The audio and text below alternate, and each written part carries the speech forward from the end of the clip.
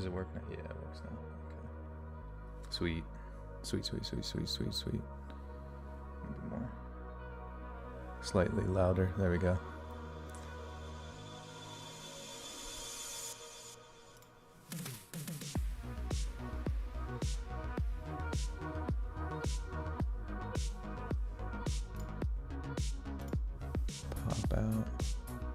Pop out, chat.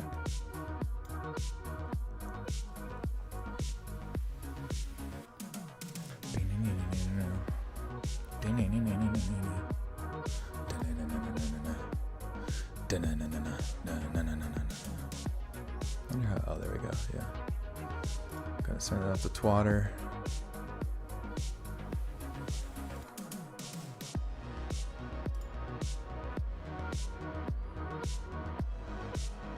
Twatter has been sent.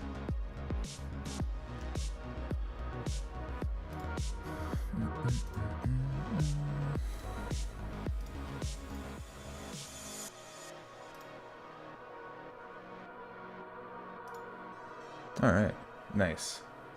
Hello, everyone. Can you hear me okay? Love from Alaska. Probably cold out there. I'm gonna keep your ass up. Damn straight.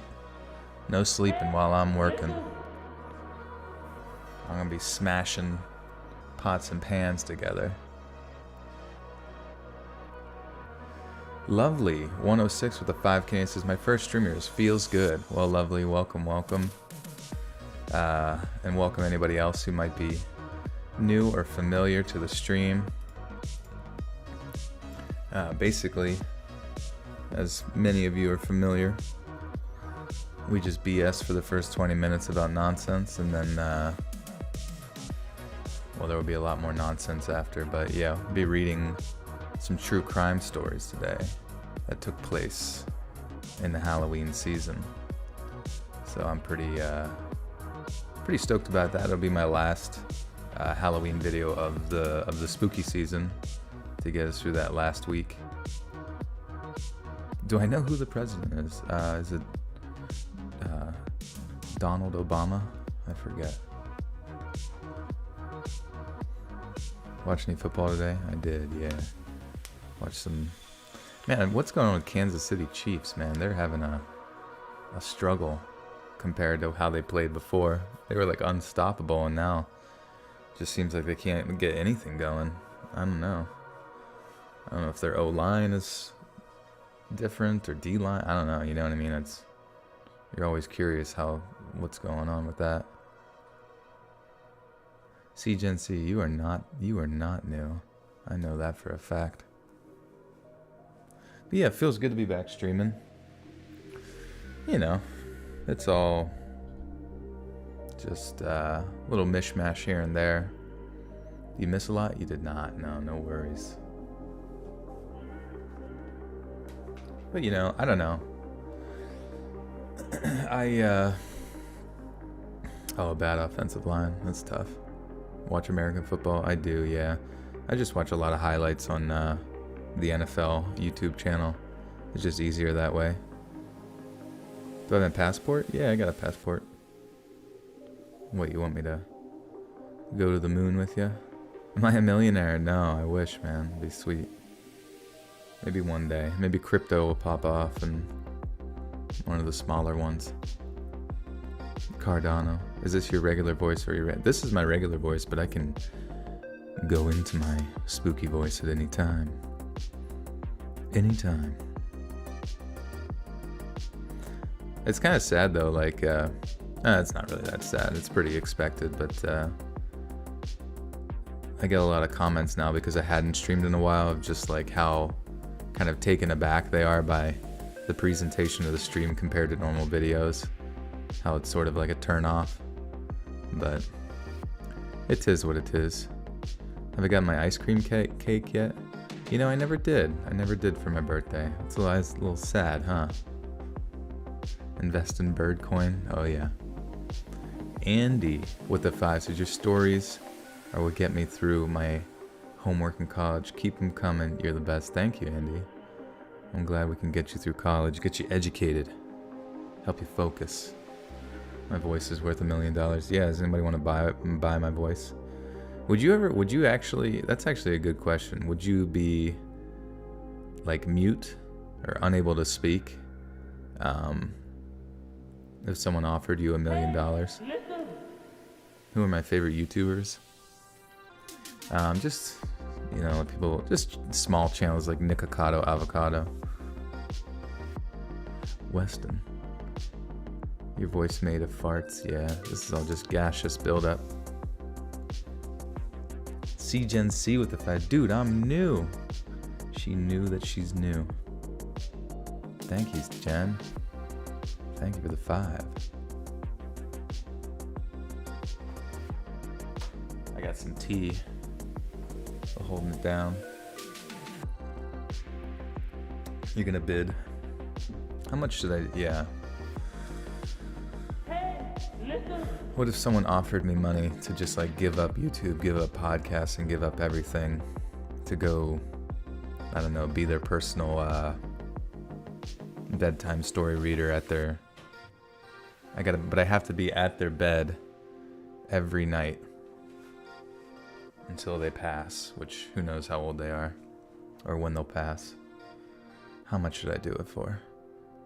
You need a Dr. Pepper? Heck yeah. Dude, it sucks. This stupid freaking supply chain bullshit. Like there was like, as soon as Dr. Pepper Zero came out, it was like good as fuck. And there was even, the best one was Dr. Pepper Cherry Zero Sugar. And then now the supply chain shit's going on, and it's just like, you can't get any of the good stuff. You gotta go back to the old, all the basics that are like in heavy surplus. Did I watch Squid Game? I did, yeah. Yeah, currently the members thing, there's only one, currently there is only one story on there, but working on the next. I don't know, when's a good date for the, when's like a good time? Do you guys want mid-month, like the 15th of the month, or you think like the end of the month, or maybe even like the first of the month? I feel like first of the month might make the most sense for releasing new membership content, but Mr. Pibb is gone. Mr. Pibb has passed away, which is very sad. Oh yeah, Dr. Pepper cream soda. I started drinking A&W Zero Sugar. That shit's good as hell, boy. Sheepcoin. Yeah, what is Sheepcoin up to? Is that that's just another meme coin? It's at 0.00003964. Awesome. Imagine if that gets to $1. We're all gonna be our dogs will have a dog. If I won the lottery, would I quit YouTube? Nah, I don't think so. I mean, I kind of feel like I won the lottery by even having a YouTube channel that's successful.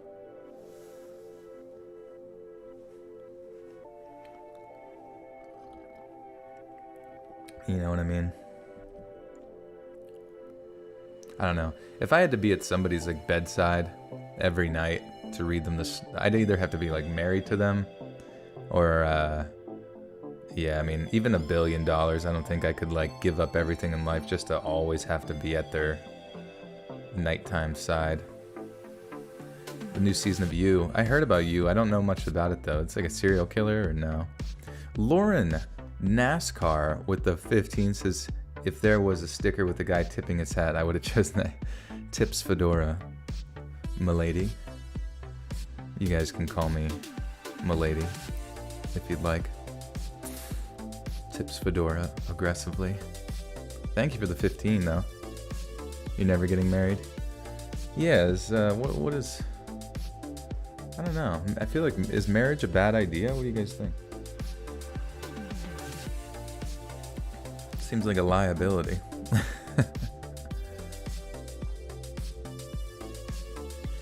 Don't touch that dial with the 5. Buckarina says, bro, I've been listening to you for years. Thanks for helping me to sleep tonight. All the bad times and all the good. Have a great evening, man. Thank you, dial. Appreciate that. Don't touch that dial. And you obviously haven't if you've stuck around for years. That's crazy. It's just a crazy thing to think that my voice is like, I don't know, just been in existence with people in so many different scenarios through long periods of time. Because I get that way too, like where I have certain creators that I've been watching for a while, and you just sort of like really admire them, you know what I mean?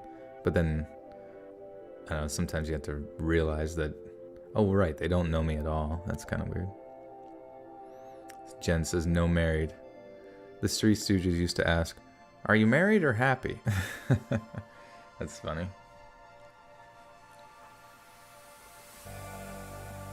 Well, I don't know, like, I think it would be cool to have kids at some point, you know? And I guess you definitely could get married to somebody. I guess I just don't have the concept in my mind. Like, you really gotta love someone to devote your life to them, you know?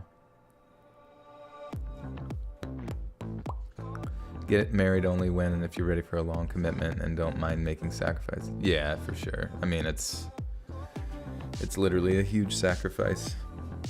Your entire life, pretty much. Weston, you're barred from marriage.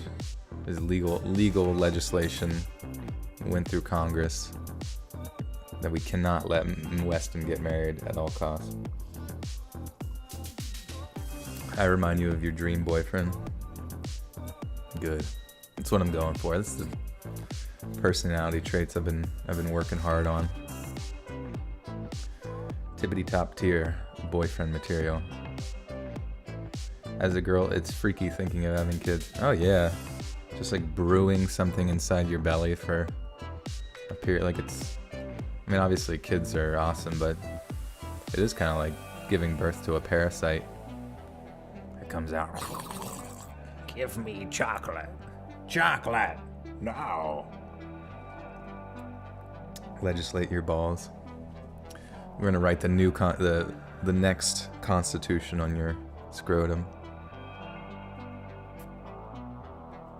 Joel, I've so considered. What is it? One-nining you? What is one-nining? Is that like, am I going to jail? What's going on? I think you can have kids without getting married. Is that possible? My mom always said you have to get married and there's like a stork or something brings it. Really irresponsible process, just letting a stork carry newborn babies around. I feel like there's got to be like one or two just absent-minded storks where a baby falls out.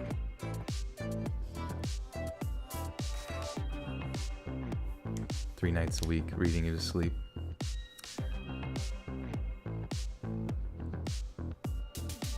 You used to call your coworker's baby Perry because he was a parasite. Oh no. I mean, it definitely is, because, you know, it changes your hormones. It can kill you, you know. There's a lot of scary things about giving birth, you know what I mean? Can I say baka? Only if the baka... Do that baka be sussy, though?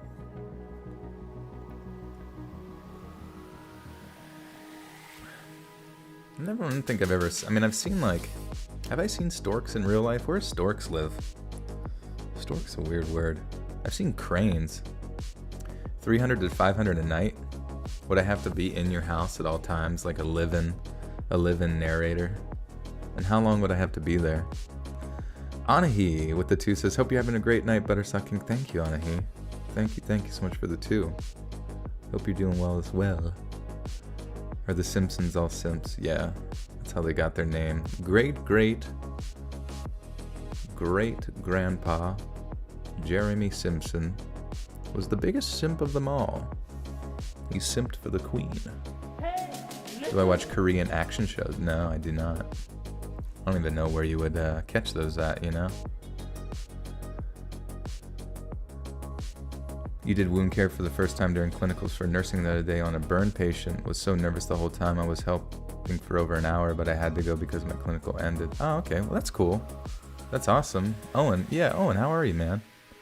I'm glad you're doing that and things are going okay. You know, it's definitely, to the extent of the burns, it can be pretty kind of a complicated process.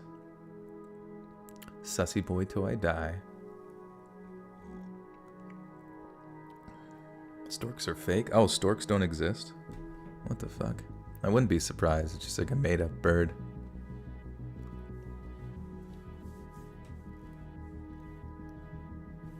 Your grandfather was a dinosaur. What do I like do in my free time? Honestly, anymore, I just like...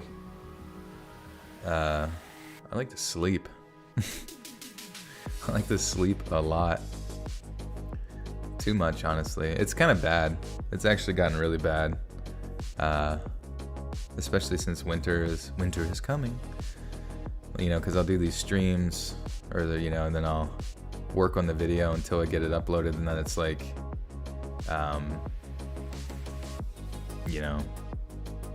there's not a lot of obligations, I guess, overall, like, since this is my go-to thing. Made of money, abbreviation for mom. True. But yeah, I mean, like, I hang out with friends and work out and stuff like that, but as of lately, I've kind of just been in a, and I'm sure everybody can relate to this, but I've just been, it's been depressed, you know what I mean? Like, not in like a, not like a bad way, you know what I mean? Just in a way that's just like, I've done this like narration thing for so long now, and kind of found like such a routine with it that, but it's not quite the routine that I want. But I just find that like my internal schedule just like won't allow me to sort of escape from that like nocturnal sleep schedule.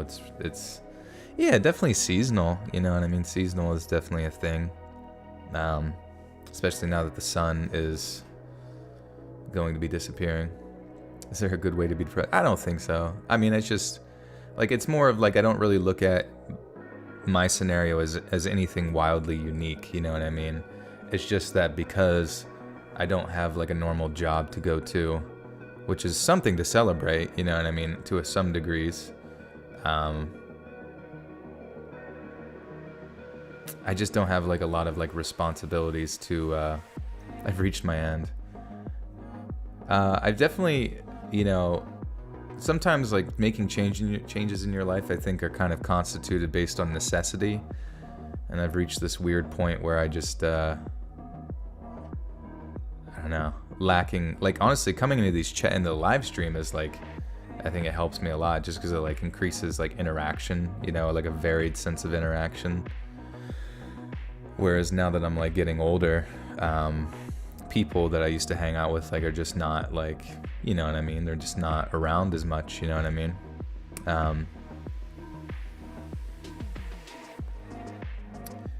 Yeah, what's a happy light? Take up cycling and find a group. That would be cool. Yeah, it really just comes down to sleep schedule. Like I just need to just get up, you know what I mean? Just get up. And before, it's like it always made sense, I think, with work, you know what I mean? With work, you were forced to get up at this time because, hey, if you don't, you're fired, you know? And then years of night shift just kind of like threw me down this sort of normalized path of getting tired at weird times. Tatiana Williams has become a member of the Buttersoft cult. Welcome. Hopefully one of the mods can, if they're around, can link you to the bonus content. Otherwise, oh yeah, I haven't updated the description. Anyways, there's bonus content for members on the channel now. We got one story up now, but hopefully the catalog will grow and grow as time goes on. Cashy with the 7 Canadian maple syrup dollars. Thank you, Cashy. Hire a hooker. Yeah, that'll make me feel real happy. Thank you, Cashy. Good to see you. How are you? What's poppin'? Spole Spectrum light. I have a light at work. It's good for your skin, eyes, and okay. Yeah, maybe someone can email or DM me that, because I don't want to forget. That'd be sweet. Anahi with the 2 says, have you considered streaming on Twitch? I remember I did it like early on, but you know, it's not a lot of people, like, I don't really know, like, how you grow over there kind of thing. I mean, I could just try it, right? You know, you just do it. But I've, like, had such success here on YouTube that I heard, like, when you become a partner over on Twitch, they don't let you stream on YouTube. Like, they want you to stay only on Twitch or something. Like, it's against their terms of services to do both, you know? And I guess you could do both for a period of time, but I don't know.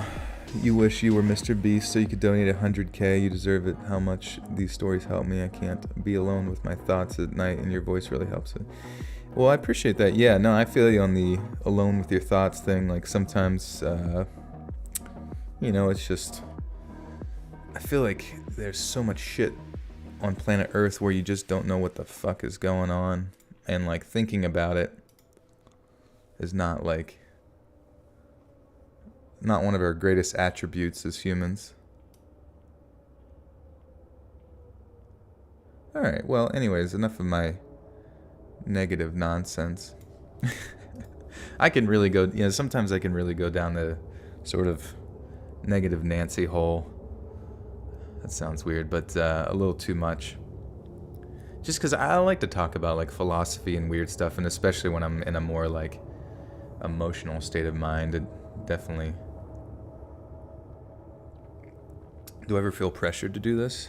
Yeah, for sure. I mean, this is my livelihood, you know what I mean? Like, and I've kind of set a schedule for myself where it's every Monday, Wednesday, Friday release on YouTube. So I kind of like, and honestly, it keeps me alive. Like, I remember having a thought about, like, you know, like, I remember sometimes Corpse Husband would talk about, like, mental health and stuff on you know, social media and shit, and I realized I'm like, being a independent content creator where, like, this is your job and this is what you do, and it can get very socially isolating, you know what I mean? And if I don't have this, like, schedule, you know what I mean? Like, I don't even know when I would motivate myself to, like, just go. I don't know when I would motivate myself to just go, like, create content, you know what I mean? Because say you're one of those, like, sort of, like, really popular ones that can kind of get by without, you know, without producing a ton of content, like, as frequently. I don't know. There's just, like, a weird pressure on me to just, like, keep it up, because like, YouTube's very punishing in that regard, where, like, the second that a content creator kind of slows down their production of stuff from their normal sort of expected output, their views go down, and then their, you know, the income goes down and all that kind of stuff. And if someone donated 10K to the channel, what would you do with that money? I'd give it right back to them. Say, what are you doing? That's silly. Cut that out. Hey, listen. See, Gen C says, tell us about the squirrel. Which squirrel? I did play a game yesterday where you had to sacrifice squirrels. I downloaded this one game. It's called Inscription. And I don't know if any of you guys have played, like, card games such as Hearthstone. But it's actually really, it's a pretty much like, it's pretty much Hearthstone,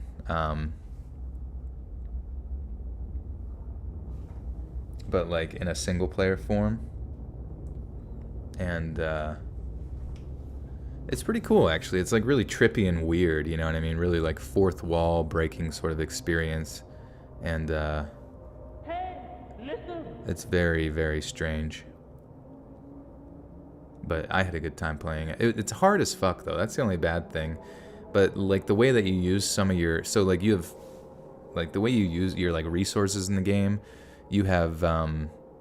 there's blood, which requires you to sacrifice a creature. But then when one of you either sacrifice a creature or a creature dies, you also get bones. And certain cards require a certain amount of bones or blood to play. But sometimes, like, the really good cards that you need, like, right out the gate, you just don't have enough blood to play them. And then the computer, like, almost, if you don't play perfectly from the get-go, you're almost just kind of, like, screwed. You know what I mean? Lumina, yeah, did you play Inscription? Because I'm like, I kind of just felt like the only way I was able to beat it was whenever I got this one, like, sort of totem that was like a rodent totem.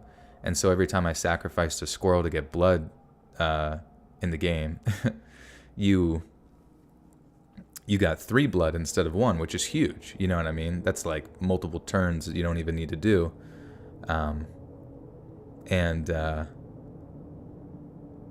So that was the only way I was able to get my good cards out there. Whereas if you're doing it normally, you could just get rolled at any moment, which, and it kind of sucks because it plays out like a, what's it called? Like a roguelike, where like whenever you lose, you go back to the beginning of, there's like 4 levels, you know? And it's kind of interesting. What was the app that I recommended that cost? Oh yeah, that was Chilling. The Chilling app. There's a lot more content. There's a lot of content on Chilling, which is cool.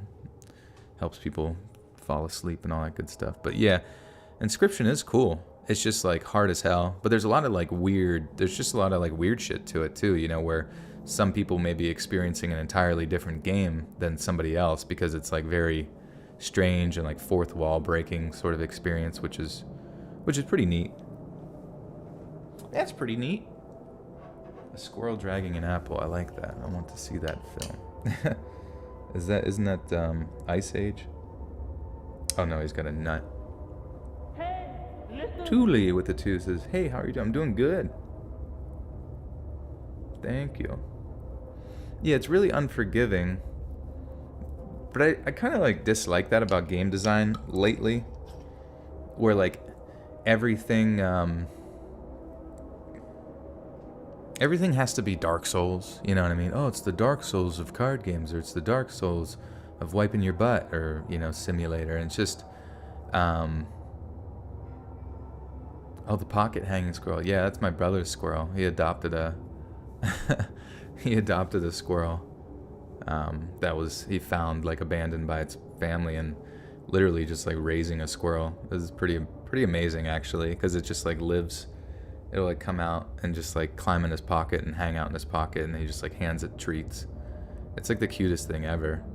And he was even like letting like our, you know, my nieces and nephews and cousins and stuff like that handle it, which was really cute. I've never actually like handled a wild, well, I guess now it's like domesticated, because he literally had it from like just newborn baby.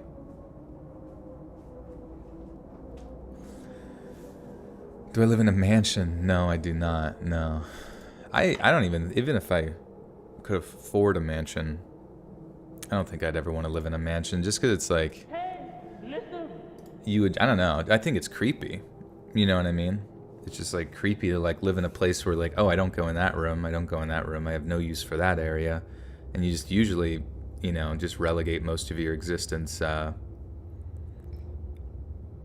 you know, to one various room anyways, or one sort of area.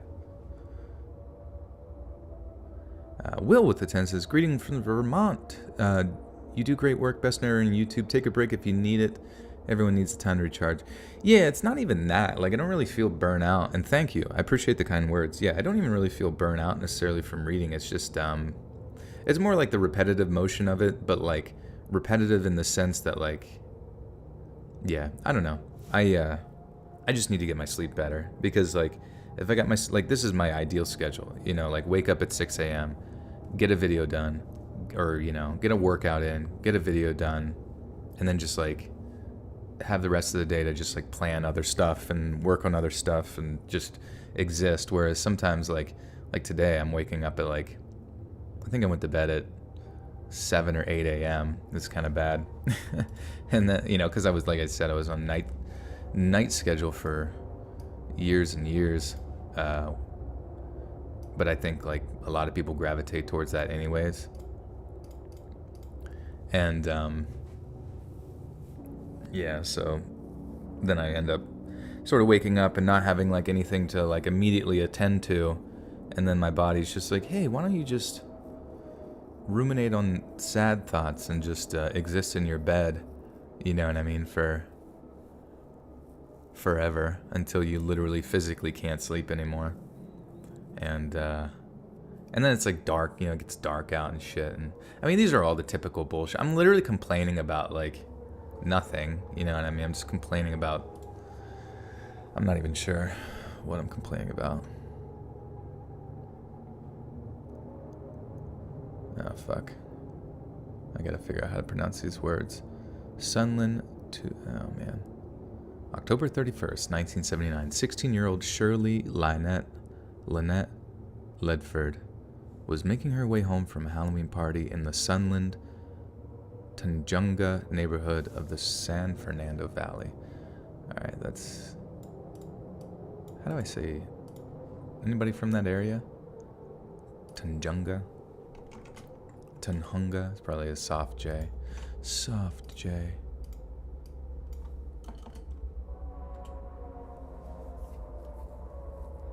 I almost sound like Joe from You on Netflix. Yeah, what's that show about? People keep Tahunga. Okay, yeah, there's a soft J. Sunland. Sunland? Let's see. Tahunga. Sunland, Tahunga. Nice thick ladies is what I need. Probably. I think if I did have a significant other in, like in my immediate vicinity, I would be much more motivated to exist. And like a family or something. Am I depressed? I think everybody's just, just there, but it's really just a self-motive, like a lack. Like, I really regret, like, as a youngster, just not developing, like, skills to sort of, like, guide my own life, you know what I mean? To sort of generate a sense of, like, internal inspiration. Like, I wish there was something in school when we were younger was like, okay, guys, we're going to, like, do these projects, but we're not going to tell you exactly how to do them. You are going to determine what it is. And then they're just, like, I don't know, like, just welling up some sort of honing in on a foundation of like a pattern of action that, just motivates an individual to just, like, choose how they're going to approach life individually. Joe is just a sociopath with mommy issues. Perfect. I think we're right in the same park now. I don't think I have mommy issues, which is nice. You always hear about daddy issues all the time. What's the deal with mommy issues? Is that specific? I'm sure everybody would go through that. Like, what's the manifestations of mommy issues in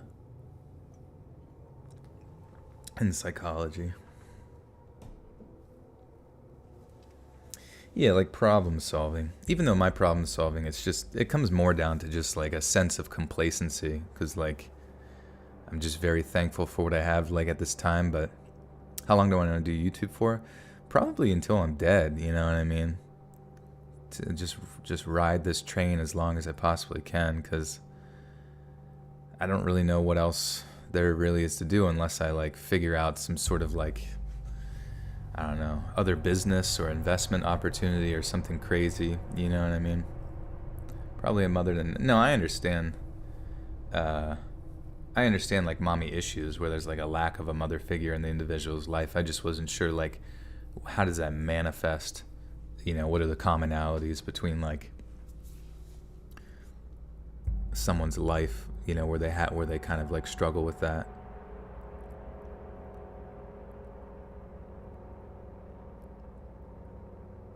Anahi with 2 says, try vitamin D supplements for seasons. Thank you. Yeah. It's I actually do take vitamin D and all the good vitamins and all that good stuff. I just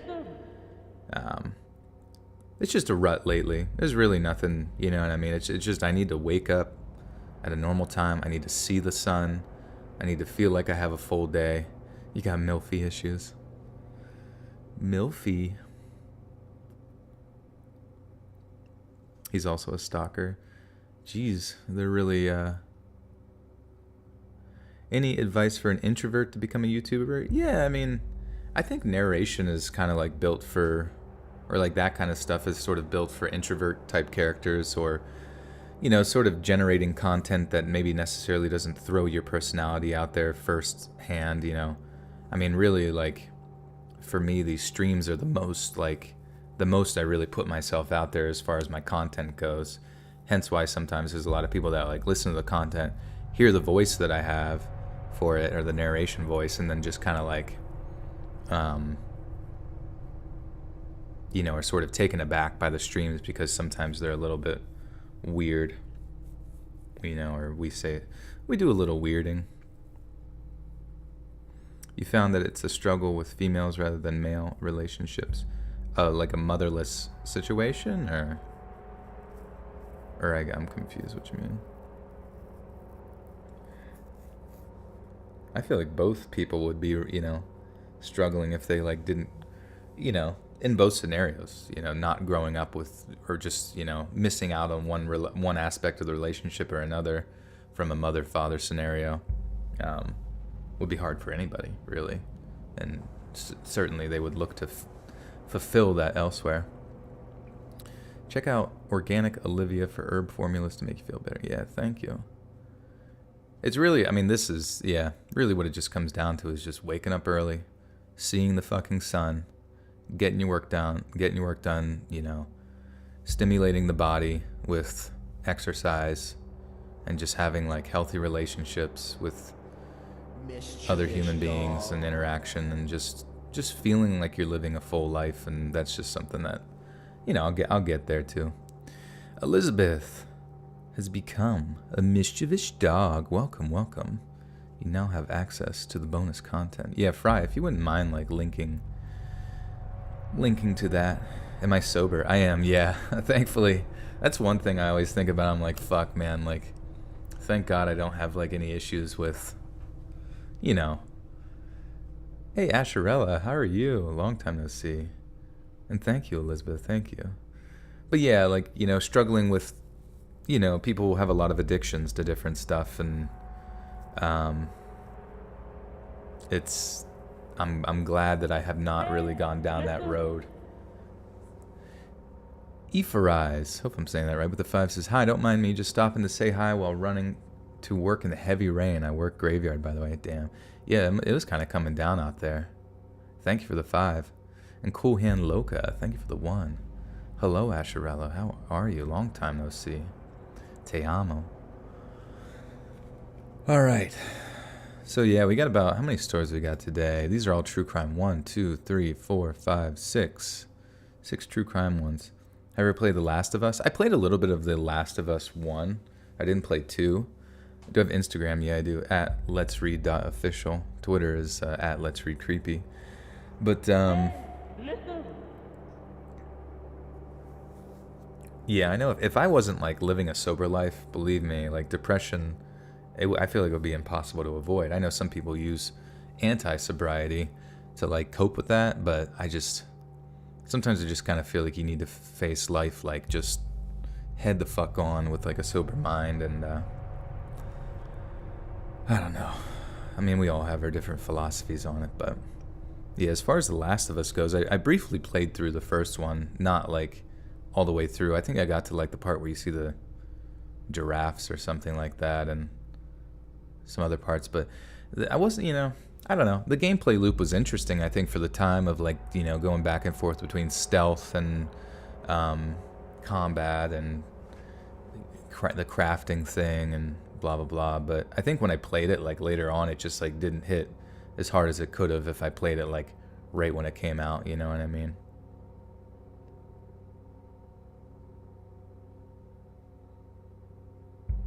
Oh, you got flooding in Northern California. Shit. Hey, Sly Doggy, how are you? Alright, guys. Yeah, so 6 stories tonight. I might need your help with pronunciation. Rook X with the 5 says, yo, let's read Master of the Japanese Seed. Nice to see you live, brother man. Hope to see more. Thank you, Rook. It's good to see you. Always happy to have you. How about a philosophy on hating humans? I don't know. I feel like when it comes to, like, hating humans, it's really, at the end of the day, more of an experience where you hate yourself. You know what I mean? Like, you're so disgusted by yourself, or maybe to a degree, like, so self-centered that there's just a general hatred towards humans. I don't really think people would hate humans overall, because there's, like, almost 8 billion of us or more, 7 to 8 billion. You gotta find someone decent out there, you know what I mean? I'm sure they're either online or somewhere right in your own community. Any suggestions on a good affordable mic? I know you get what you pay for, but I'm very low on cash. I think, believe it or not, and I kid you not on this, one of the mics that I use on my computer that connects right in and actually sounds really good is a $20 lavalier or lapel mic that you can actually just put right on your shirt or connect it to something else, and it's $20. You could use another program like Audacity to record with or whatever, but that's not bad. I mean, I think there's also like you probably get like a used Blue Yeti or something. A lot of people start out with that. It all just depends. Asherella is now a mischievous dog for 18 months. As I missed the live stream so much, so glad to catch this one. You are forever my fairy god, YouTube. Thank you.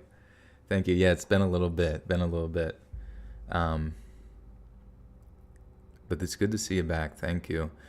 And hopefully, also, if you become a member, Asherella, there's actually bonus content. I don't know if you, yeah, look at that. The beautiful. Also, Fry, have you been doing art much lately? Some of your art was amazing. Well, all of it, really. But yeah, Asherella, he linked you to new members-only content, which right now there's just one video, but I hope to continue to doing new ones every month. Is it a national holiday? It is, yeah. It's Let's Read Streaming Day.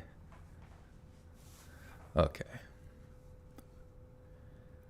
On October 31st of 19... Wait, did I gotta make sure I deleted the old stuff.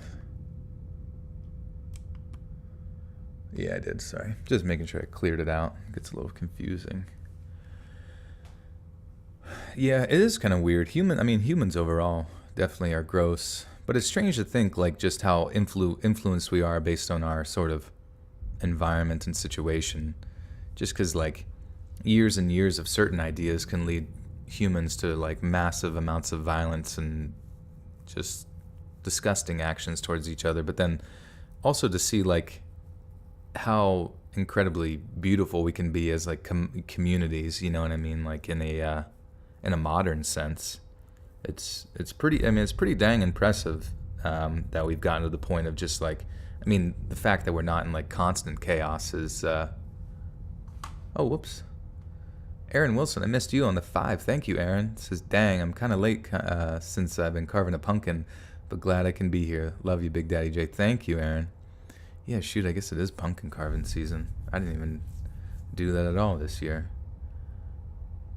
What mic do I use? Yeah, my current mic that I use is an AKG C214, connect to a Zoom mixer, but then the mic that I record into is an H4n Pro. So I actually got them both like stacked on top of each other right now. Yeah, social conditioning is very strange, and it's weird to think that we're all kind of like, we're all just like prone to it, you know what I mean? Like if everyone around you believes some really crazy idea, like what do? You know what I mean? If they all believe something you don't believe in, you just kind of go, you at most kind of like keep your mouth shut. You know what I mean? But then you also might like, just imagine all the ideas that you believe in your head that you don't even realize that you just sort of subconsciously went along with because individuals around you believed it and it was sort of conditioned in your mind, you know? And I think that's why it's important to sort of like do a lot of like self-examination, you know, to your own personal beliefs, the things that you think about other people, you know, frequently, because you never know when you really look into yourself whether or not what you believe in or what you stand for may or may not go against something internal that you never really considered before.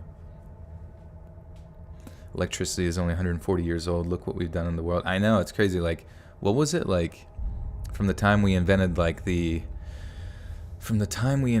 airplane to how many years was it between then to the point we dropped a nuclear bomb? Like, that shit's wild to me, you know what I mean?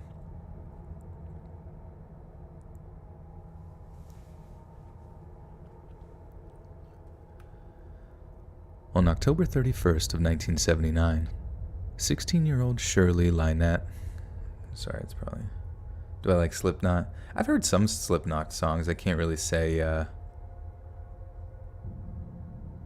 I know many of them. Stares at self in mirror dramatically. All right, Shirley Lynette Ledford.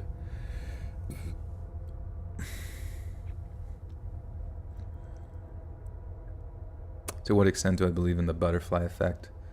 I mean, I definitely believe in butterfly effects, like within our own lives. Like I've always kind of like looked at everything, like wherever we are right now is literally a manifestation of our actions from the past, small or large. And obviously the larger ones have a bigger impact. But, you know, even your best friend right now that you hang out with, and maybe you can hang out next to each other and not even say 2 words for a full 10 minutes and still just like, while you just like stare either into space or at a TV or something, and it's just like fine.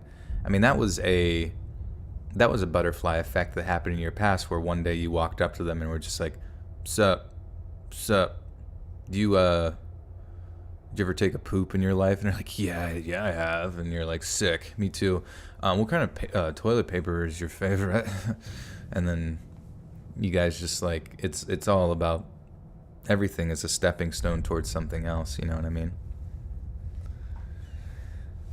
Yeah, I always kind of like thought like the, what's it called? Like the Industrial Revolution, turn of the century type stuff was like one of the biggest jumps in like, at least I don't know much about history overall. Like it could all be crazy nonsense, but, for the most part, it feels as if though that's where we made some of the biggest leaps and bounds as far as technology and research and development goes. But the tough thing about like how fast we progress within humanity is that like once we've established a system of success, you also develop like a sort of like continuing like feedback loop that exists between like the sort of like free enterprise companies that you have, like, for example, you have Apple, and it's like they invent the Apple iPhone, and it's like, that was badass, that was cool, you know what I mean? Everyone's really excited. Now you have like all the information throughout history ever is just right there in the palm of your hand, and a bunch of other stuff that,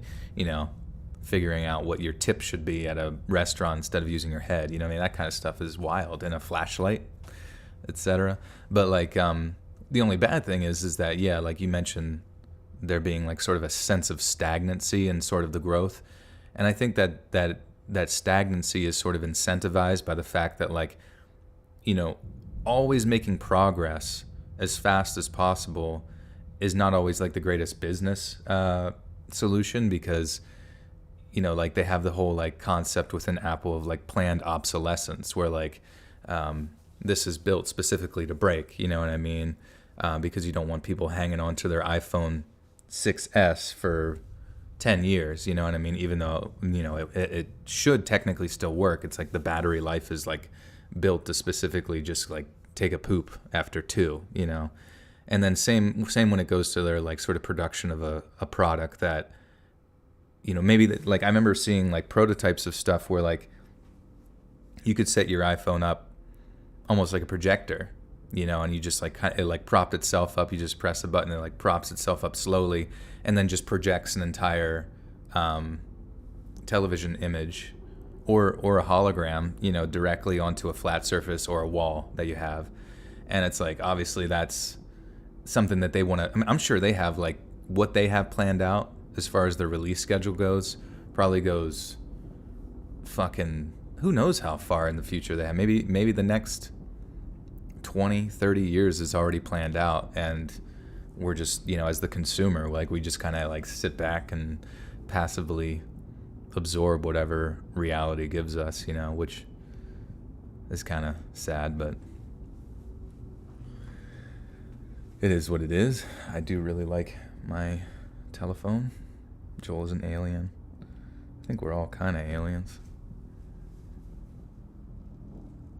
Sober drunk, yeah. I do have a lot of like just stupid thoughts, even whenever sober. All right. Shirley Lynette Ledford. Sunland to, oh fuck. See, I can't even see, sometimes me recording over live stream is a bad idea because I get nothing. I'm not good at it. I'm not good at like just staying focused. Tahunga, okay. On October 31st of 1979, 16-year-old Shirley Lynette Ledford was making her way home from a Halloween party in the Sunland Tahunga neighborhood of the San Fernando Valley. Having been unable to get a ride home from the party, Shirley found herself having to hitchhike and was standing outside a gas station when she suddenly recognized someone who drove up to the pumps. His name was Lawrence, and Shirley knew him through his frequent visits to a restaurant.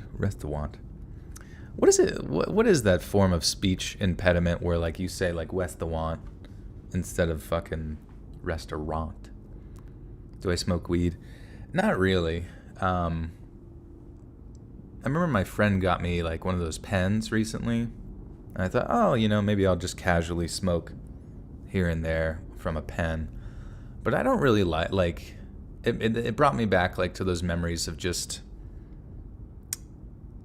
like I don't know what it is about like marijuana and drugs and things of that nature. Oh, it's a lisp. Okay. I've got a lisp, I think.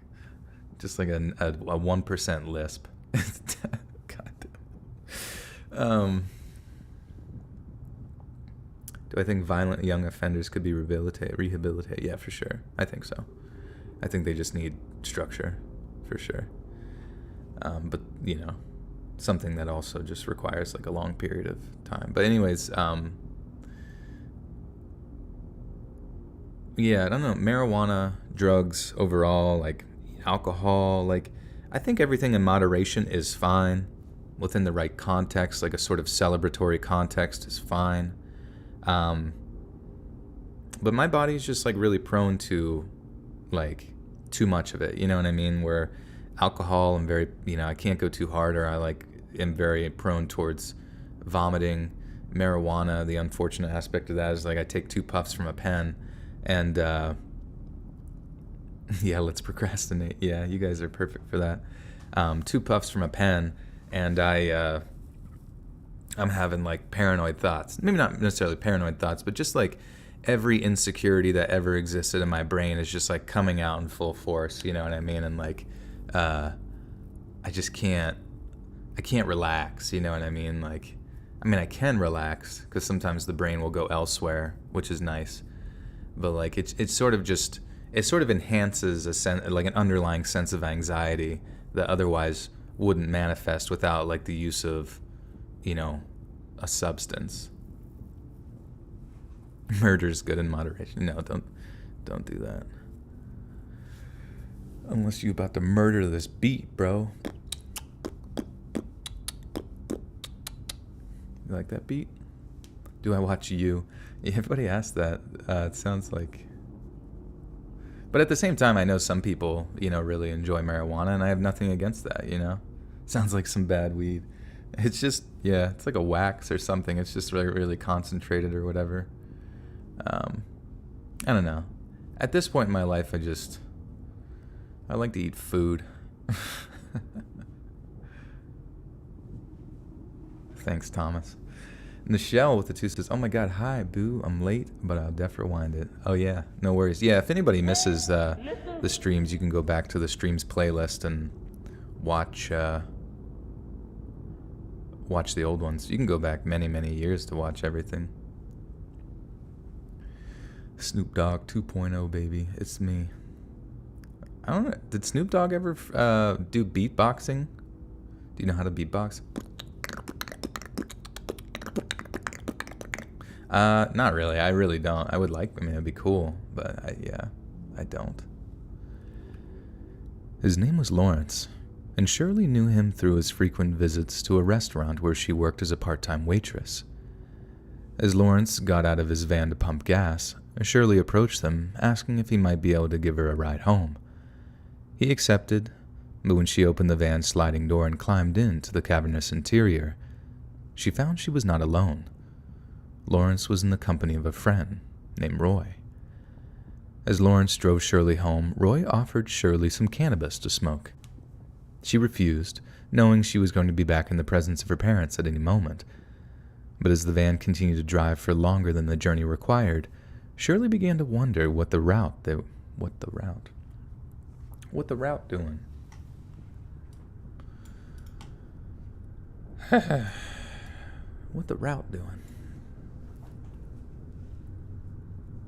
My voice changes over time. That's kind of cool. That is interesting. Do I sing? Do I know how to sing? Not really. Usually I suck, and I just make up noises like I'm in a Disney movie. Aaron with a 2 says, since you're Gemini, does that make you a Gemini? Yeah, baby. Oh, one half of the toolbox kills. Yep, you got it. You already knew it, Drew. Hell yeah, dude. Well, in many ways, not hell yeah, because this is spooky. Would you do another April Fool's collaborations? Unfortunately, no. What the route doing? She refused, knowing she was going back in the present. Sorry. She refused, knowing she was going... Why do I like reading? I don't know, you always learn something, especially in these true crime stories. I feel like I'm always learning something new. Do I ever want to do a face reveal? Probably not. Probably not. Am I Indian? No, I'm not from India. I'm from the United States of America.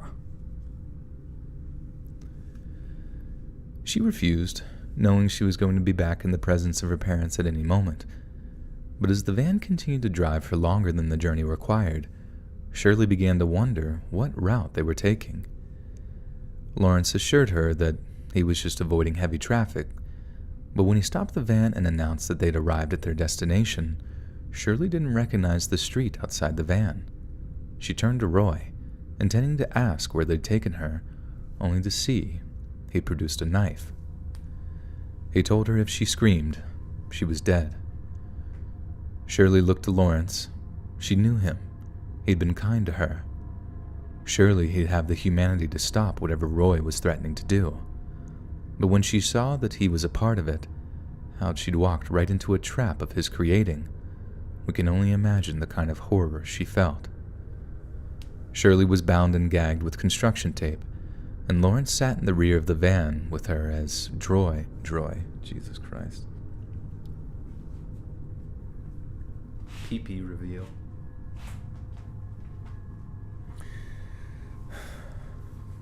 PP reveal, yeah, you can actually see the PP reveal. It's on most adult websites. It's called OG Mudbone. Yeah, let's breed. Jensen, my good friend. Jensen, would you be so kind? Also, does this ever happen to anybody where some of my videos have like sort of the still frame images have burnt like into your screen or something? I hope that doesn't happen, but somebody mentioned it. But so I'm begging my beautiful friend Jensen to send over some green screen effects like smoke or fire, sparks or whatever, to just sort of like put over top of the videos to have something running. But that would be dope. Thank you, sir. Will with the 15 says, since it's almost Halloween, do you have any favorite movies for the season? I was just thinking the other day, I really want to watch how the fuck do I... Nightmare. You take your 11:05 shit. Perfect. Nightmare Before Christmas. Sorry.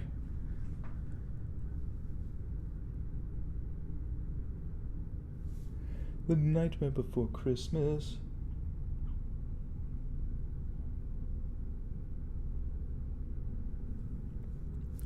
Yeah, Nightmare Before Christmas. The Shining's always good.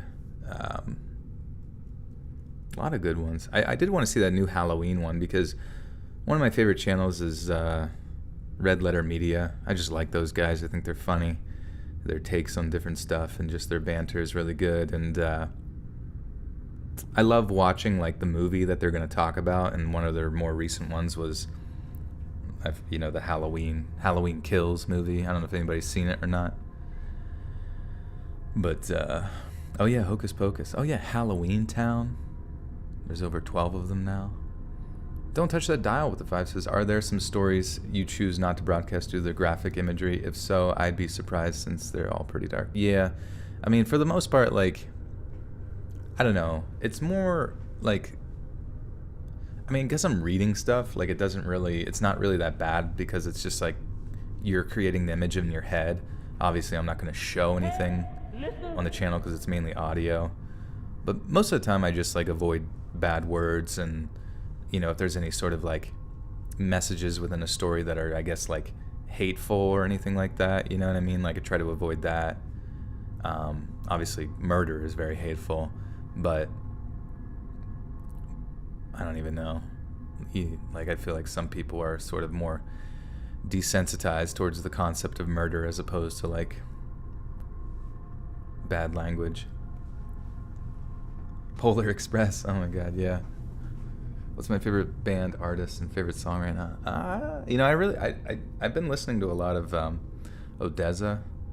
I just find that like Odessa, there was a period of time when I first heard them where I was like, man, this stuff's so like just poppy, generic kind of stuff. But then I was like, wait a second, this shit's fucking fire. And like, I don't know, Odessa just like has like a really, just like a positive sensation that I get when I listen to it, which is really nice.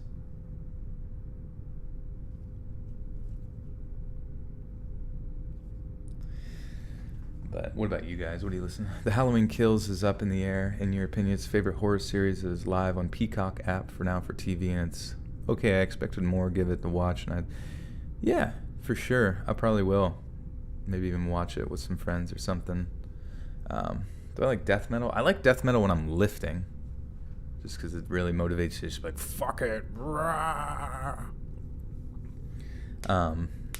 Venus Flytrap with the 10 says, what the fuck, YouTube didn't tell me, but I am here. Good to see everyone. Which one are we on? We're still on story 1. You know me. You already know my do it fart though. Yeah, good question.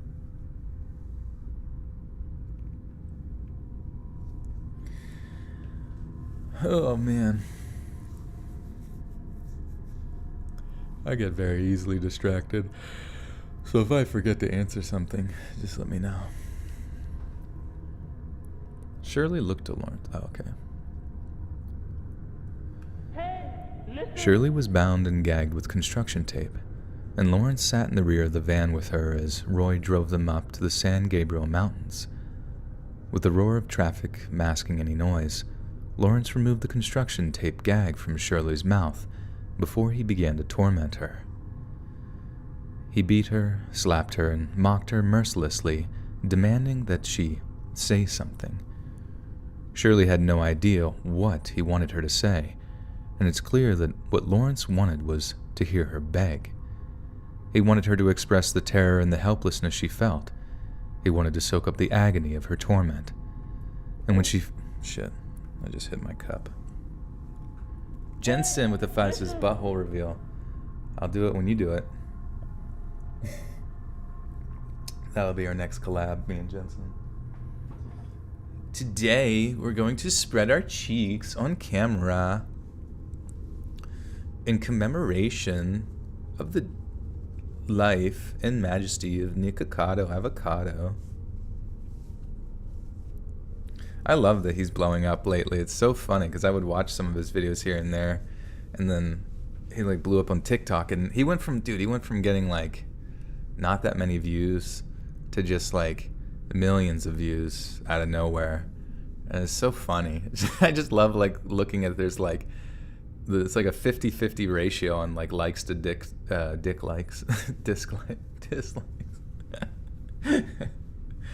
How do I stay focused reading and not get distracted? Normally, you can tell like when I'm streaming, I fucking can't. I can't not be distracted with you guys until eventually I don't know. I think I get sort of excited to like chat with you guys. You know what I mean? Hence why I enjoy doing it. The post I posted on Instagram got you. Yeah, Nikocado Avocado is actually an SCP, and your chicky nuggies are not safe around him. Where am I from? Pennsylvania. ZZ Top TV dinner sound like it had ball. Yeah, that sounds yummy. Pretty eerie, creepy movie. The Void is a good one. Okay. Yeah, that sounds sick. Bruh, leave. No, you. Oh. Okay. Thank you, Jensen. Smooches and kisses. Favorite games. Fucking not Overwatch. Fuck that shit.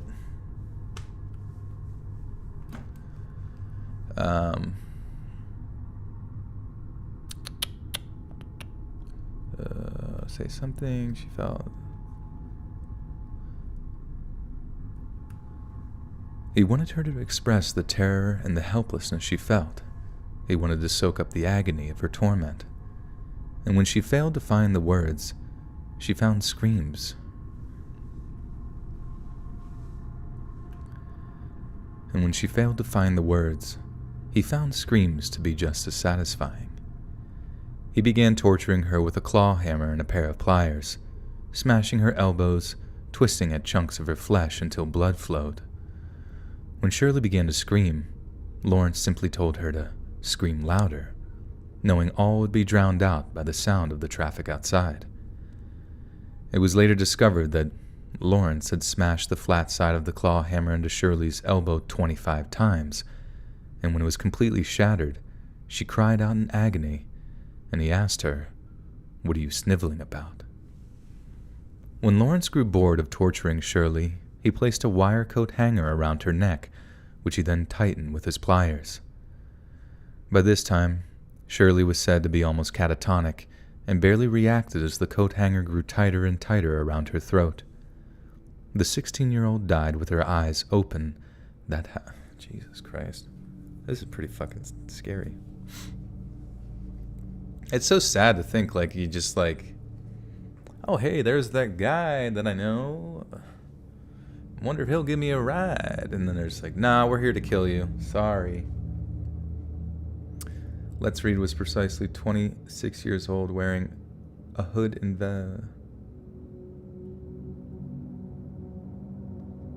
What?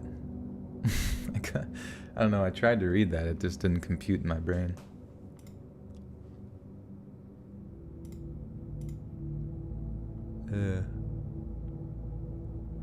Yeah, I don't know what this is. Terrifying.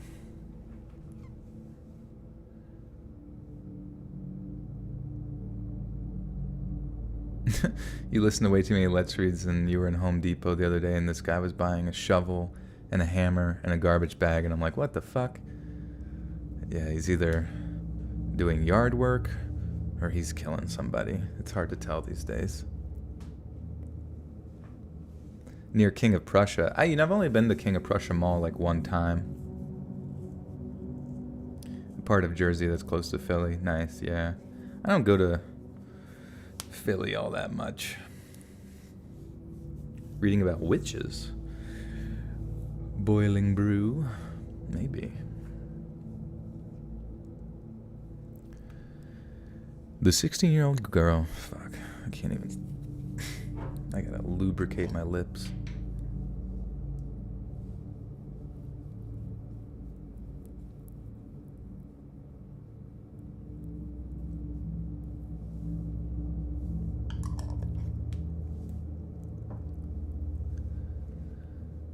The 16-year-old girl died with her eyes open on that Halloween night, and her body began to grow cold.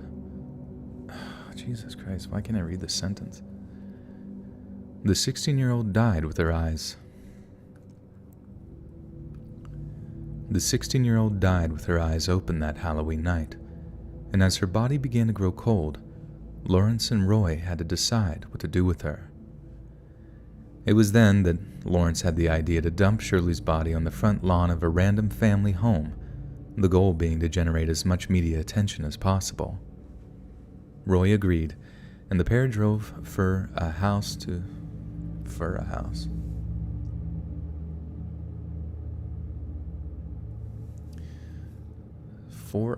What the fuck? Roy agreed, and the pair drove to. Okay. Is that how you say Sunland? Anybody in California know how to say Sunland? Roy agreed, and the pair drove to a house in Sunland where the men dragged Shirley's lifeless body from the van before tossing her into a bed of ivy. Roy Norris was the first to be arrested, albeit on a different charge. Yet the arresting police... It's your birthday, Haley. Happy birthday. Yet the arresting police noticed how terrified he appeared to be while in their custody. All it took was being confronted with some small piece of evidence from a minor crime he committed 2 months previously, and Roy completely caved. Although it was clear that Lawrence was the driving force behind the murders, he admitted that they were both in the habit of driving around the Pacific Coast Highway while hunting for girls to abduct. Shirley Ledford, the only body the police had found by that time, was their 5th and final victim. The 2 men had been killing young women all summer long. Inside the van, the girls would typically be beaten, tied up, then driven to locations deep within the San Gabriel Mountains. There, both Roy and Lawrence would take turns torturing and carnally assaulting their victim before the eventual...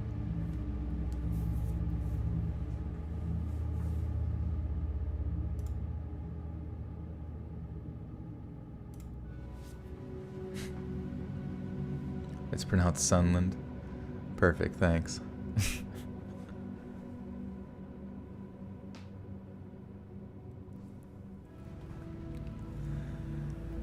Oh, man. A goth IHOP. Oh my god, yeah. Everybody has to dress in goth. That'd be sweet if Hot Topic started serving breakfast.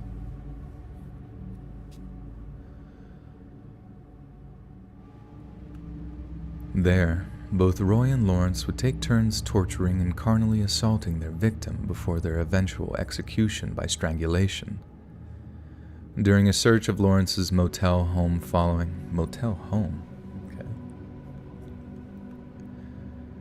During a search of Lawrence's motel home following his arrest, the police found several bottles of highly acidic liquid that was intended for use on their next victim. When asked why they sought out such creative methods of inflicting pain, Lawrence reportedly said, "Because it's fun." Police also found hundreds of Polaroid photographs in Lawrence's apartment, many detailing his grisly crimes, but others were of seemingly random girls taken when they were unaware, and it became clear that these were all potential victims, spotted and documented while they were on the hunt for fresh victims. Thankfully, around 60 of these women and girls were tracked down, and it was found that no harm had come to them. At Lawrence's trial for kidnap and murder, the most haunting and damning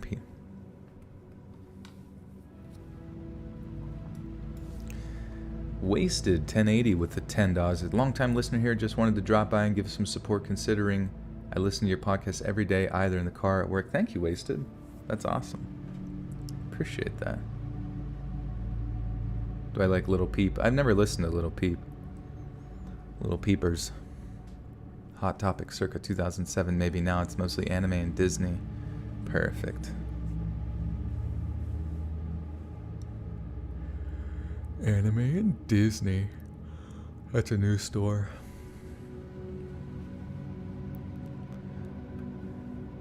At Lawrence's trial for kidnap and murder, the most haunting and damning piece of evidence presented was the 17-minute clip of an audio tape he'd created, the one which detailed the brutal torture of Shirley Ledford. When it was presented to the jury on January 29th of 1981, prosecutor Stephen Kay warned the jury, "For those of you who don't know what it's like, you're about to find out." Just over 100 people were in the courtroom when it was played, and a huge number of those present openly wept upon hearing it. Some even ran from the courtroom when the screams grew too intense, unable to listen to poor Shirley's screams any longer. Lawrence, on the other hand, smiled when he saw the reaction of the jury. Even a hardened prosecutor like Kay had to walk out at one point, later telling reporters that everybody who has heard that tape has had it affect their lives. "I just picture these poor girls alone. They were. I just picture those girls, how alone they were when they died." Some question if the tape should have been played in court at all, and Lawrence's defense attorney had previously tried to get it banned. But when posed the question, Kay emphatically stated that You're darn right it should have been played. The jury needs to know what those guys did. Yet when confronted with the depravity and suffering on the tapes, Lawrence claimed it was real funny. At the conclusion of the trial, with Roy Norris already having confessed to his crimes, Lawrence Bittaker attempted to defend himself. He not only claimed that the interaction with Shirley Ledford was entirely consensual, but also that she hadn't been tortured or killed in his presence. He claimed the last he saw of her was when Roy drove her into the San Gabriel Mountains, which was apparently on her route home. When confronted with the contents of the audio recording, Lawrence claimed it was evidence of nothing more than a particularly boisterous menage a trois, but the jury saw his sadistic lies. Jesus Christ.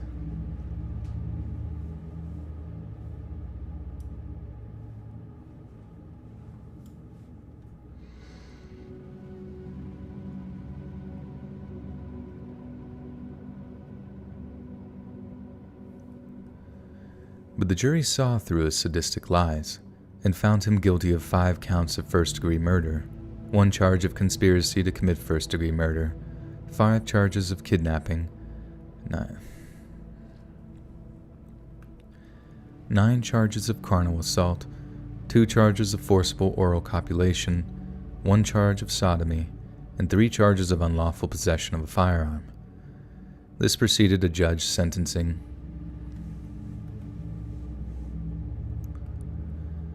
This proceeded to a judge sentencing Lawrence to death, whereas Roy would be up for parole after serving 30 years of a 45-year sentence. It was the rap sheet of a monster, a creature who saw decent human beings as nothing more than just playthings. But the question remained, how did such a vicious predator come to exist in the first place?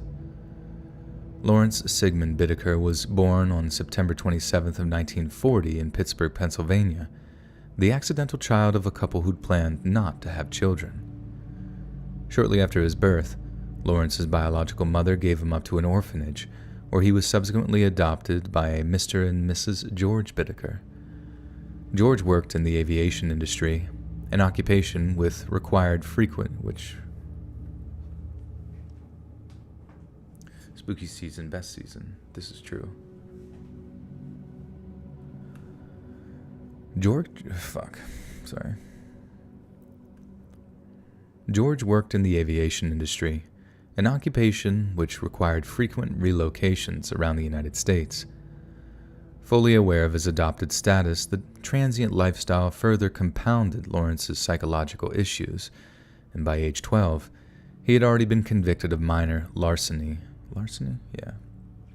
Yarrow with a 5 says, give Mr. Kitty some scritches for me.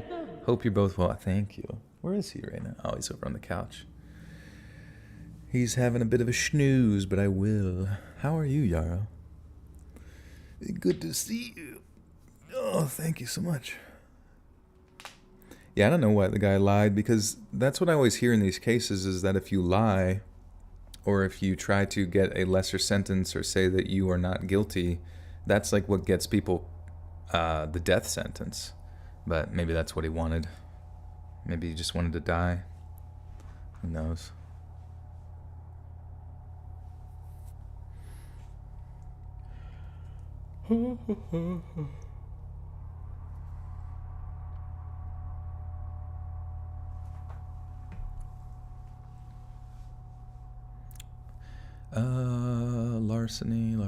Larceny. Okay. Fully aware of his adopted status, the transient lifestyle further compounded Lawrence's psychological issues, and by age 12, he had already been convicted of minor larceny in a juvenile court. According to Lawrence, his bad behavior was an attempt to gain more attention from his adopted parents, who he felt starved him for affection. Following a high school aptitude test, Lawrence was found to have an IQ of 138, meaning he was deemed to be an above-average intelligence.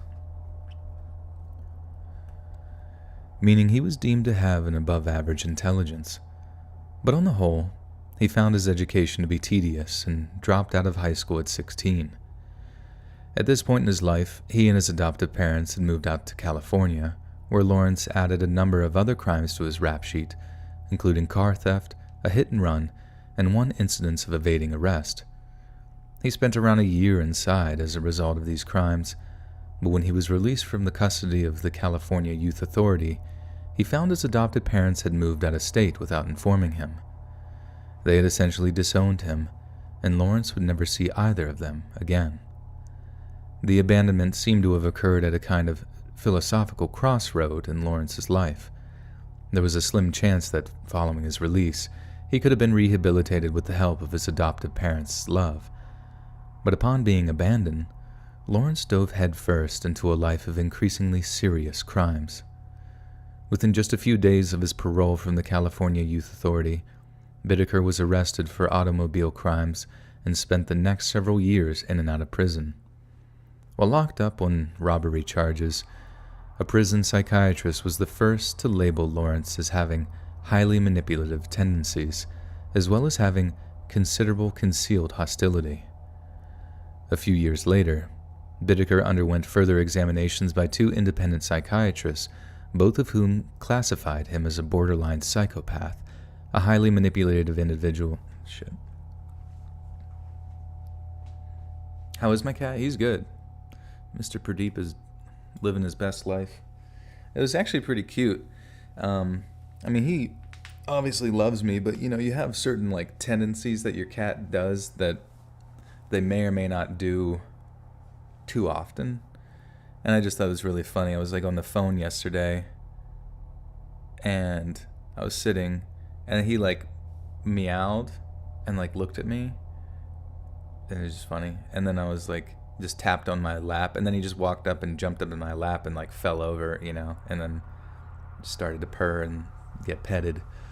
And it's just funny because he doesn't normally he'll climb on me and stuff if I'm laying down and lay on my stomach, but very seldom does when I'm in a sitting position does he actually want to jump on a lap. I don't know why that's an important detail, but does Pradeep like baths? I don't know. He definitely doesn't. And he doesn't really get one very often unless he's covered in his own shit. But anytime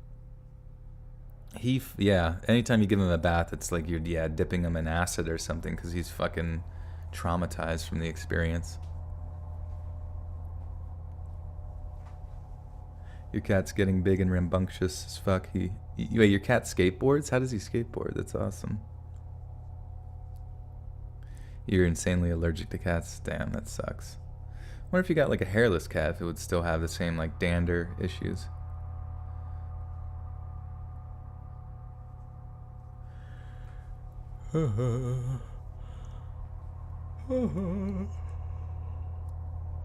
Wiener horror stories.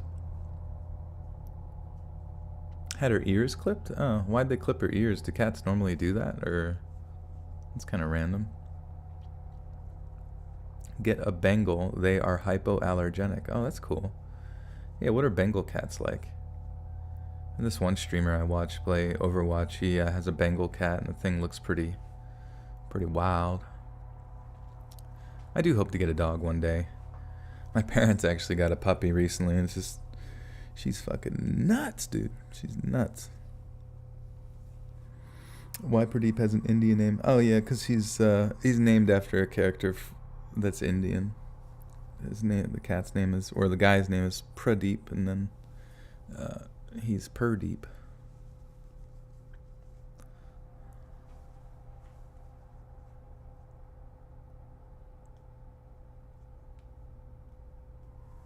There's no such thing as hypoallergenic animals. Yeah, I didn't even know that there were to this point, but that's interesting. A few years later, Bittaker underwent further examination by two independent psychiatrists, both of whom classified him as a borderline psychopath, a highly manipulative individual unable to acknowledge the consequence of his actions. According to them, Bittaker explained to one of them that his crimes gave him an inflated sense of self-importance, adding that his rough upbringing increased his compulsion to break the law. Bittaker was prescribed antipsychotic medication, but just a short while after his release, an LA supermarket employee had observed Bittaker stealing a steak and followed Bittaker outside and into the store's parking lot. The clerk confronted Lawrence and asked whether he had forgotten to pay. Bittaker responded by stabbing the young man in the chest, with the blade only narrowly missing his heart. Gary Louis survived the stabbing, and Lawrence was incarcerated at California Men's Colony. You love allergies?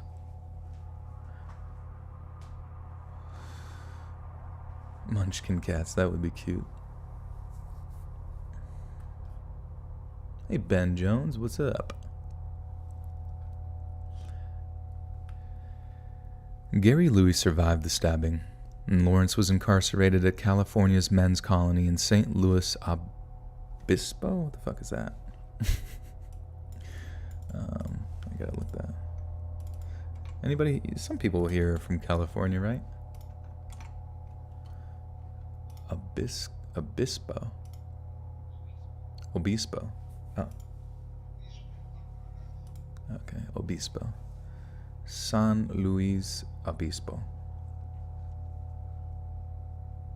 Your cat just jumped in your lap. Perfect. Perfect timing.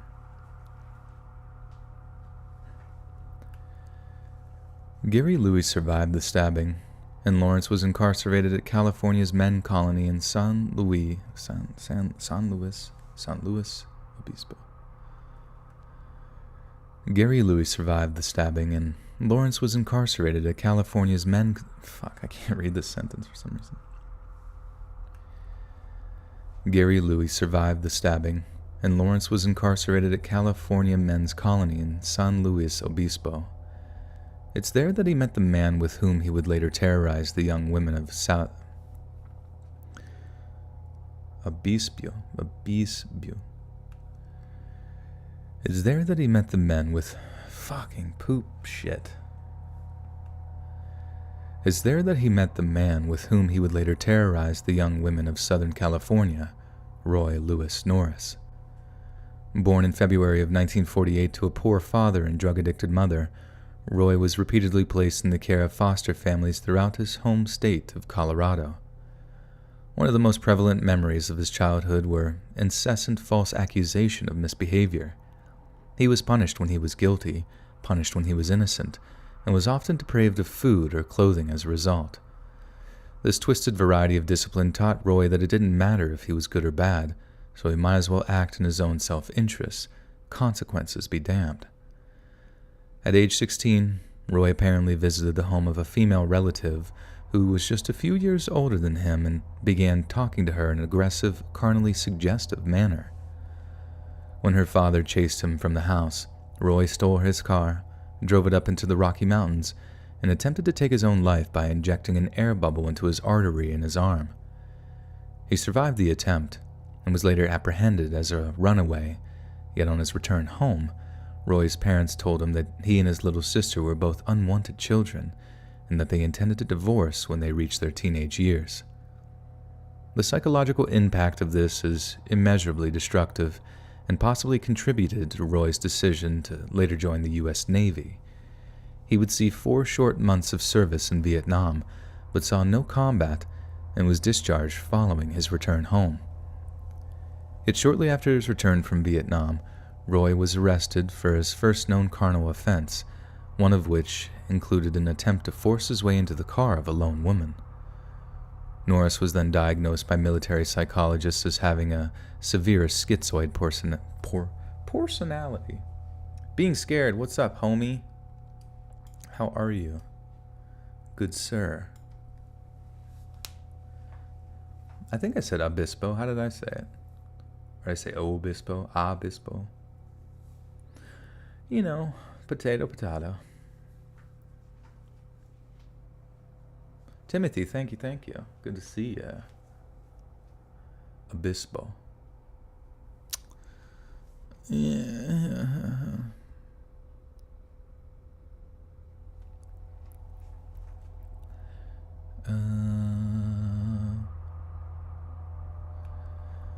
Norris was then diagnosed by military psychologists as having a severe schizoid personality and was given an administrative discharge due to his psychological problems. It didn't take long for him to strike again because, in May of 1970, Roy began stalking a young woman on the San Diego State University campus. One night, after catching her walking home alone, he hit her over the back of the head with a rock to subdue her. Then, after kneeling on the woman's lower back, he repeatedly beat her head against the sidewalk, causing life-threatening cranial injuries. Roy was sent to prison for the assault, but somehow, just after 5 years inside, prison doctors declared him no further danger to others, and he was released from the atascadero. What's this one? This is a new word. You've unlocked a new word in your head.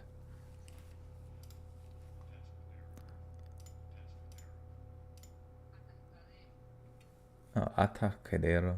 Atascadero.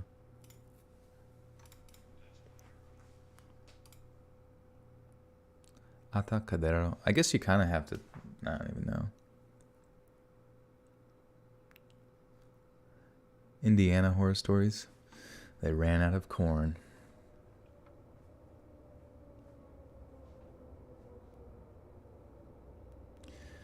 No, yeah, I mean, obviously none of these, the horrifying things that a lot of the serial killers do in these stories is, like, forgivable.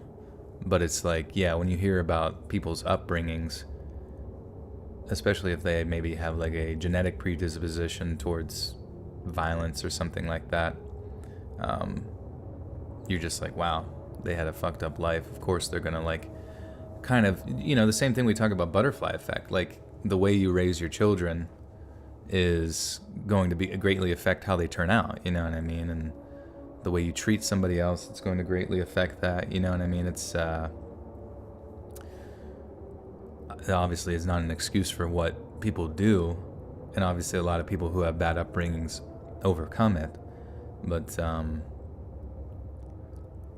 yeah, it's a sad, but it's a contributing factor that leads people down that path of self-destruction and harming others as well.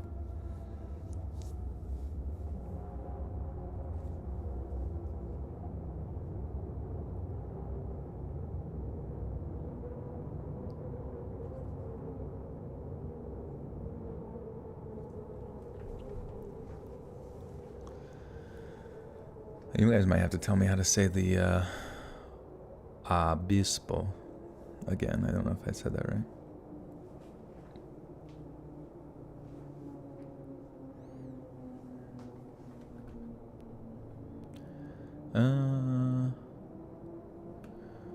Roy was sent to prison for the assault, but somehow, after just 5 years inside, prison doctors declared him no further danger to others, and he was released from the Atascadero State Hospital in 1975.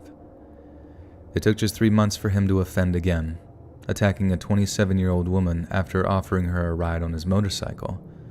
When she declined, Roy grabbed the woman's scarf, twisting it around her neck, before dragging her into some nearby bushes. Fearing for her life, the woman did not resist and later reported Roy to the police. He was arrested, convicted, then ordered to serve out his sentence at the California men's colony in St. Louis. Obispo. Okay, Obispo. St. Louis Obispo.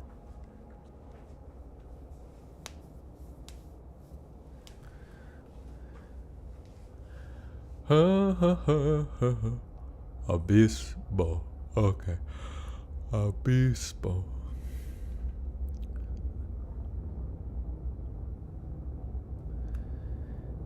He was arrested, convicted, then ordered to serve out his sentence at the California men's colony in San Luis Obispo, which, as we know, is where he met Lawrence Bittaker. By the time Lawrence arrived in prison, Roy was already associated with a group of hardened criminals from a series of one-percenter motorcycle gangs. Roy later testified that Lawrence had intervened on 2 separate occasions when fellow prisoners had been intending to harm him. This led to the pair becoming fast friends, and after discovering that they both held misogynistic views,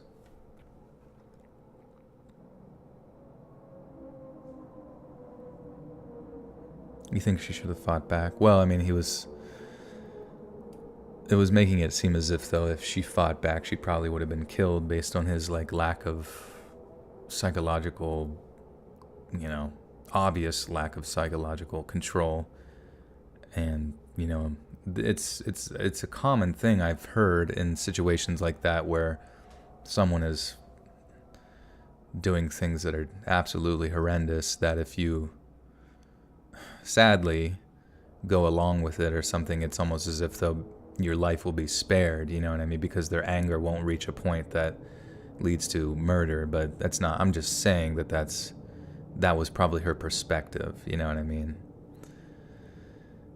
And yeah, it's fucked up.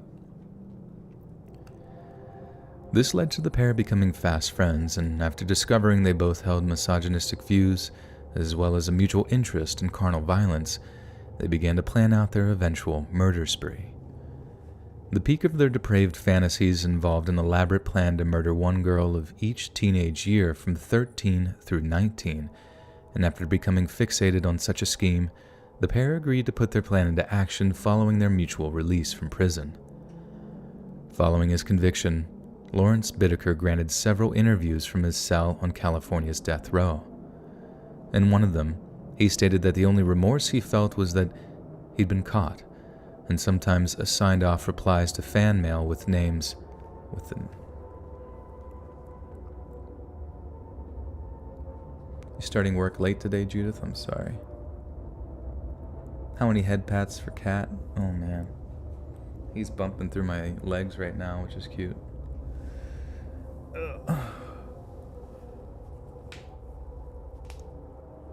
An island boy. Oh yeah, be sure to click the stream, share this out if you would be so inclined. It always helps.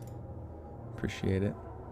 Oh wow, we're at 661 viewers. Can we get to the number of the beast?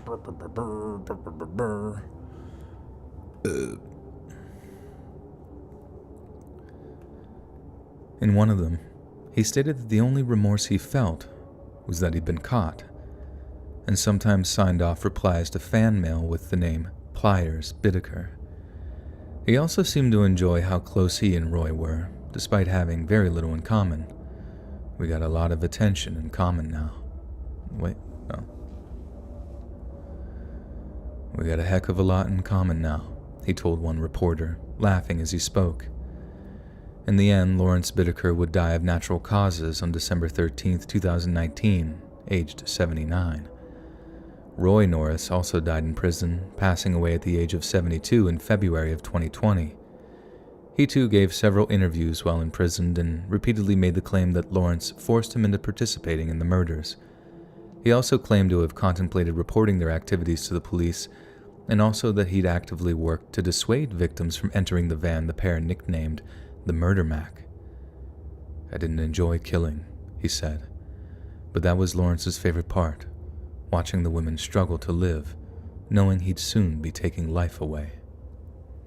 Yet despite his attempts to defer responsibility, legions of investigators and psychologists have asserted that Roy derived extreme gratification from the domination, abuse, and torture of his victims, and insisted he was just as culpable as Lawrence was. Stephen Kay, the prosecutor at Lawrence's trial, still considers what the media refer to as the Toolbox Murders to be the most disturbing criminal case he'd ever handled. He publicly stated that Lawrence Bittaker was more deserving of being executed than any other inmate on California's death row, and that even 2 years after the trial, he was haunted by reoccurring nightmares in which he would be rushing to Bittaker's van to prevent harm coming to the girls, but would always get there too late. Paul Bynum, the case's chief investigator, took his own life in December of 1987. In his note, Bynum specifically referred to the murders committed by Bittaker and Norris as haunting him, and of his fear that they might hunt him down after being released from prison.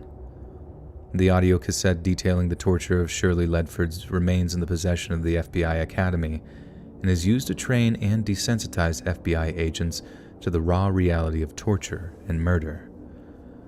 When the courtroom heard those very same tapes, the horror they produced affirmed the Toolbox Murders as some of the most sickeningly... Yeah, it's nice when I can find my rhythm and not mess up. Thankfully, we only have this last paragraph here.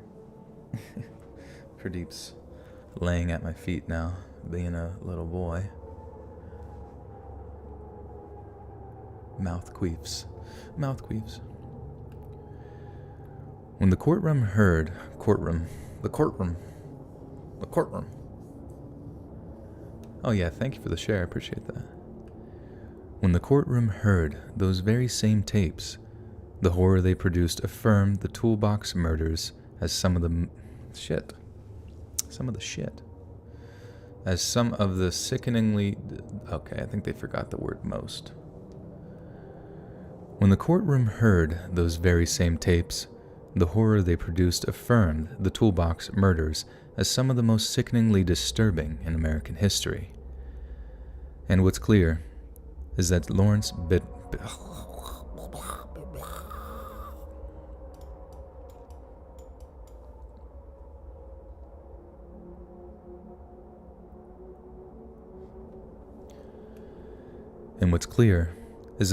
Bittaker knew what he was doing when he chose Halloween as a night to hunt innocent young women.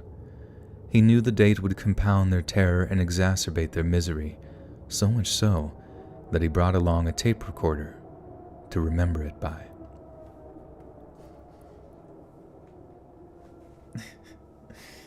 It's so funny. Pradeep's just like curled up so tight on my foot. Desiree Scotchman. It's a great name. How are you? With a 5 Canadian. Thank you. Do. Huh. Toolbox murders are horrific. Yeah.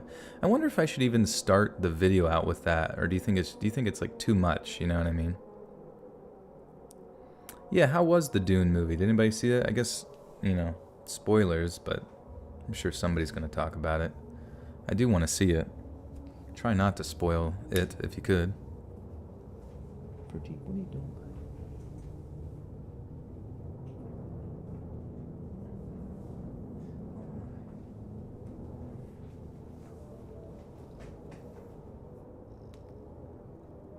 Can you hear Pradeep purring?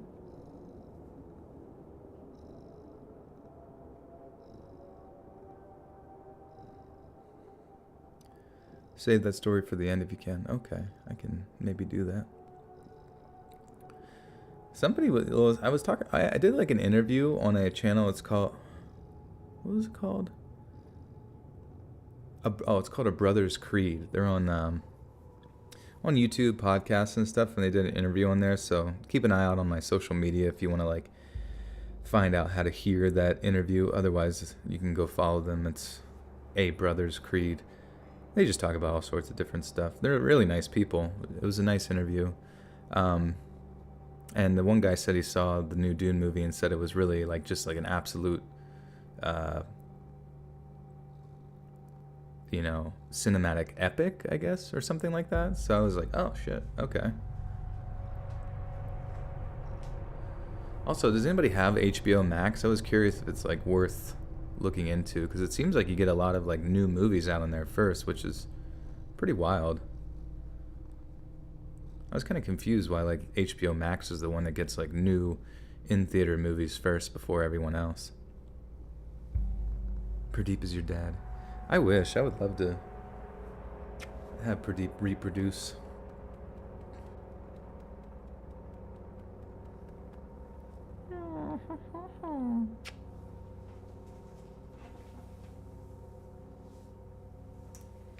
Pradeep raised me. You thought Pradeep name means he purrs deep. It does, yeah, but it was like he was initially named. It was like a confusion thing where like my roommates at the time when we got him like named him after this one character named Pradeep from the show The Pickup Artist, because they had like the character on there. Pradeep was what my roommate described as a tepid wimp, and Pradeep is kind of a tepid wimp, and like but then I was the one that paid for all of his like hospital like the typical vet visits and that kind of thing, and paid for all of his food and shit, and like so I thought out of confusion that his name was Purdeep because of like, I don't know, I just immediately thought that pun in my head whenever they told me the name, and Yeah. So that's the evolution of his name. What breed of cat is he? I don't know. He's black. It's like that meme where they're like, what kind of dog is that? It's like, oh, it's a Pomeranian. It's like, what kind of cat is that? Orange. It's orange cat. But Pradeep is black. He black cat.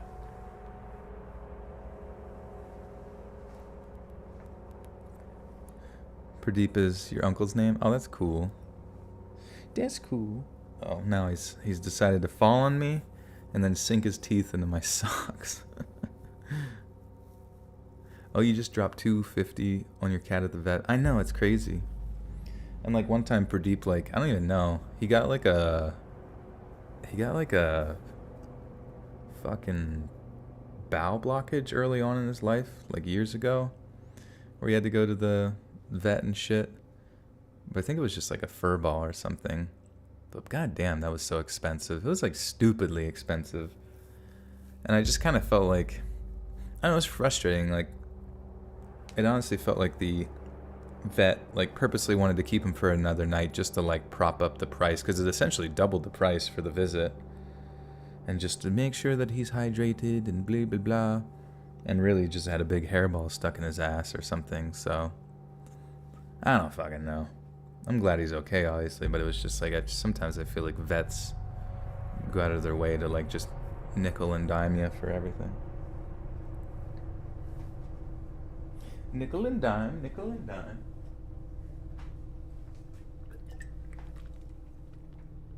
$150 on a pet rat. My God. Your cat is orange. That's cute. Oh boy.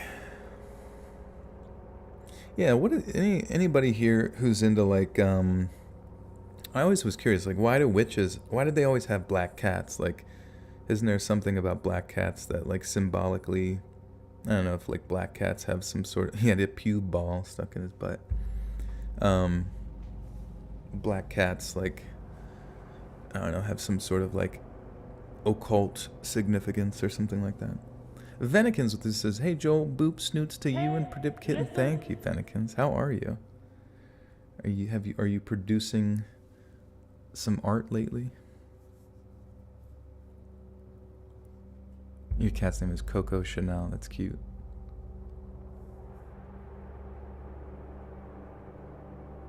Your cat had thyroid issues. The blood work alone is $100. Yeah. I remember they talked about like cat, like animal insurance and stuff, but it's just like, I don't know. You never really think about like animal insurance, even though, I don't know. It could be worth it, but I would have to do the math, I guess.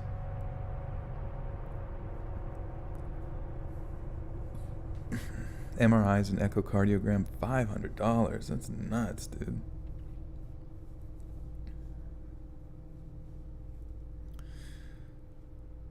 It's black back in the day, black lambs, black goats, black anything was supposed to be evil. Is that it? Is that really all it kind of like chimes down to? I was hoping that like maybe he would be some sort of like protector against the evil Egyptian spirits that manifest. I don't know.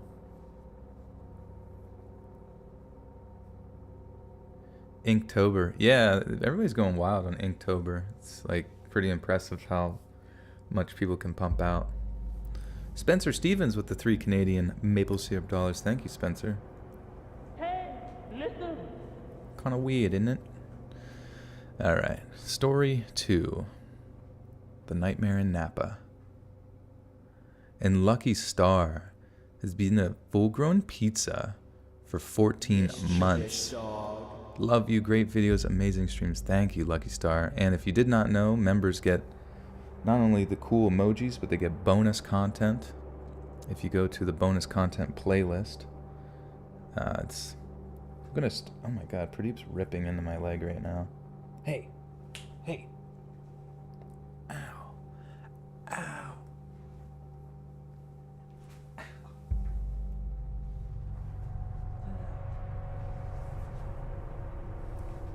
It's like when he wants attention, he's like, that's the only way he knows how to do it, is like, he's lashing out, like, acting as if though I don't just love him 24/7. He's like, the only thing I know to do is kill. It would suck though if like, I always think like sometimes like Pradeep's the nicest cat ever, but there are random times where he just like, you know, will try to kill me. And I was thinking those people that have like fucking panthers or tigers or whatever the fuck as like pets, if they just even casually, you know what I mean, like latch onto you, because sometimes it's like I have to like pry Pradeep off, you know, to get him to chill out. And then he chills out. But like I was just thinking, like, imagine if you had like a fucking big cat digging into you and you'd just be dead. You'd be automatically dead. Sonia from the H with the 5 says, I just want to say you're the best. I can only fall asleep to your voice. Love the great Halloween videos. Thank you, Sonia. Thank you for the 5. I'm glad. Thoughts on TikTok? I don't know. Like, I created a TikTok like a while ago, but all I did was put animations on there.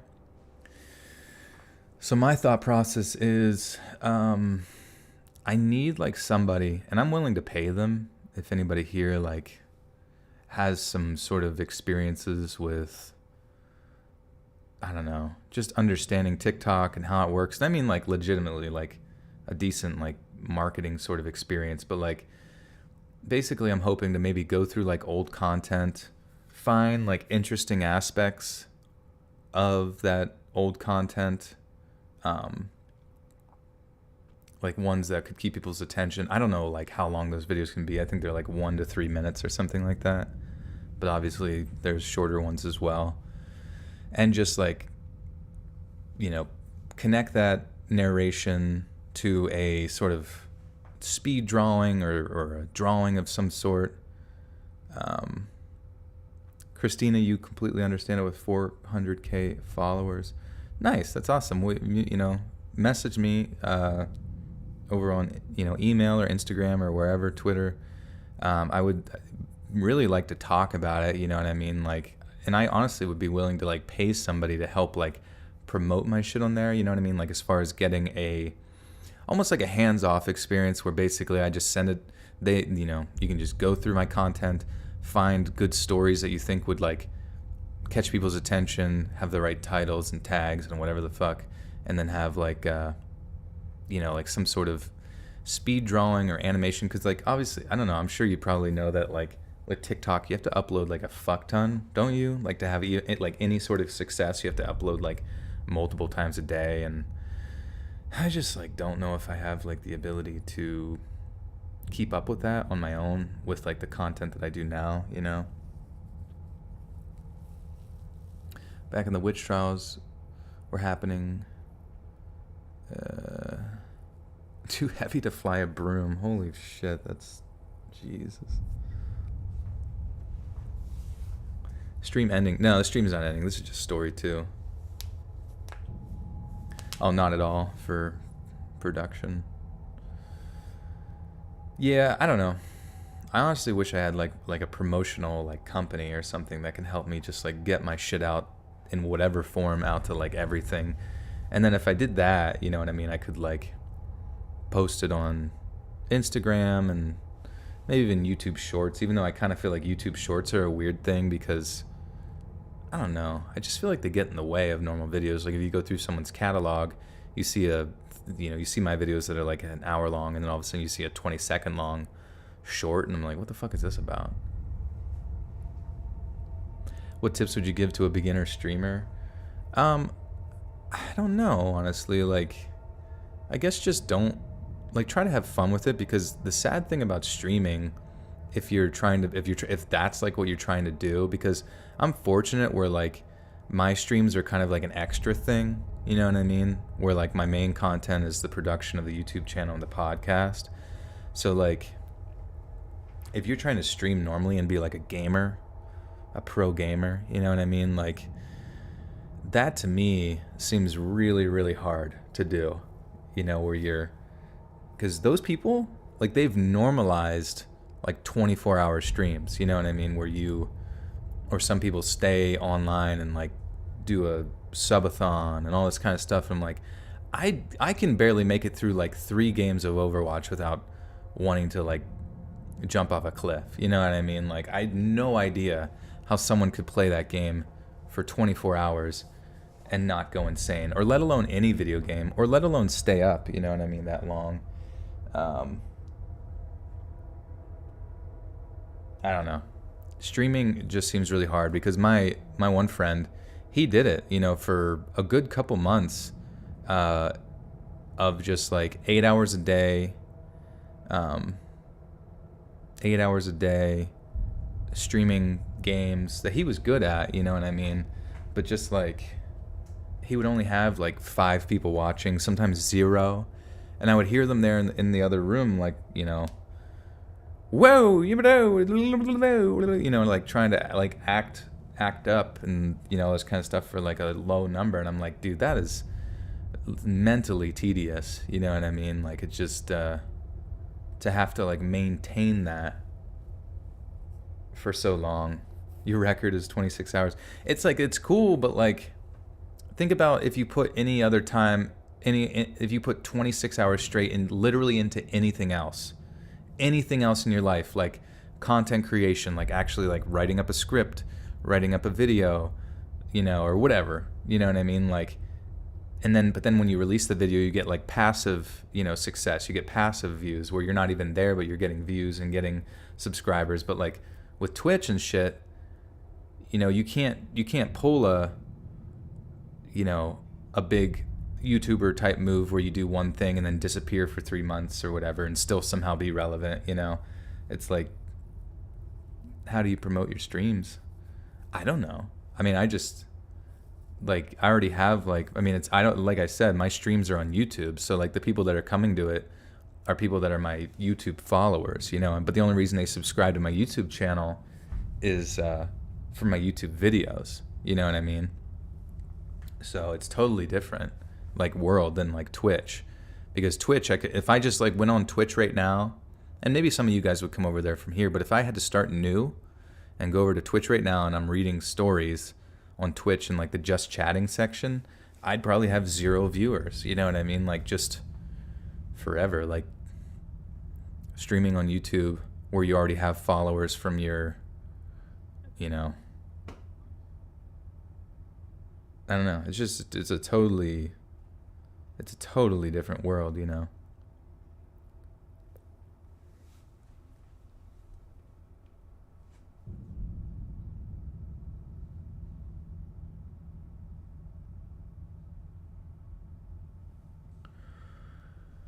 Okay. Oh yeah, we're at 700 people. Hell yeah, let's go. Let's go. Listen. Black cats are also known to have magical properties and are considered good luck in some European cultures, in addition to being a symbol of wealth. Ah, interesting. Wonder why they were considered symbol of wealth. FFYN with the SGD10. What's SGD? SGD. Singapore dollar. Oh, interesting. Thank you. Hello from Singapore. 420 likes. Hell yeah. Personal ghost stories? Not really, thankfully. Christina, thank you. I'll be sure to check that after the stream. Appreciate it.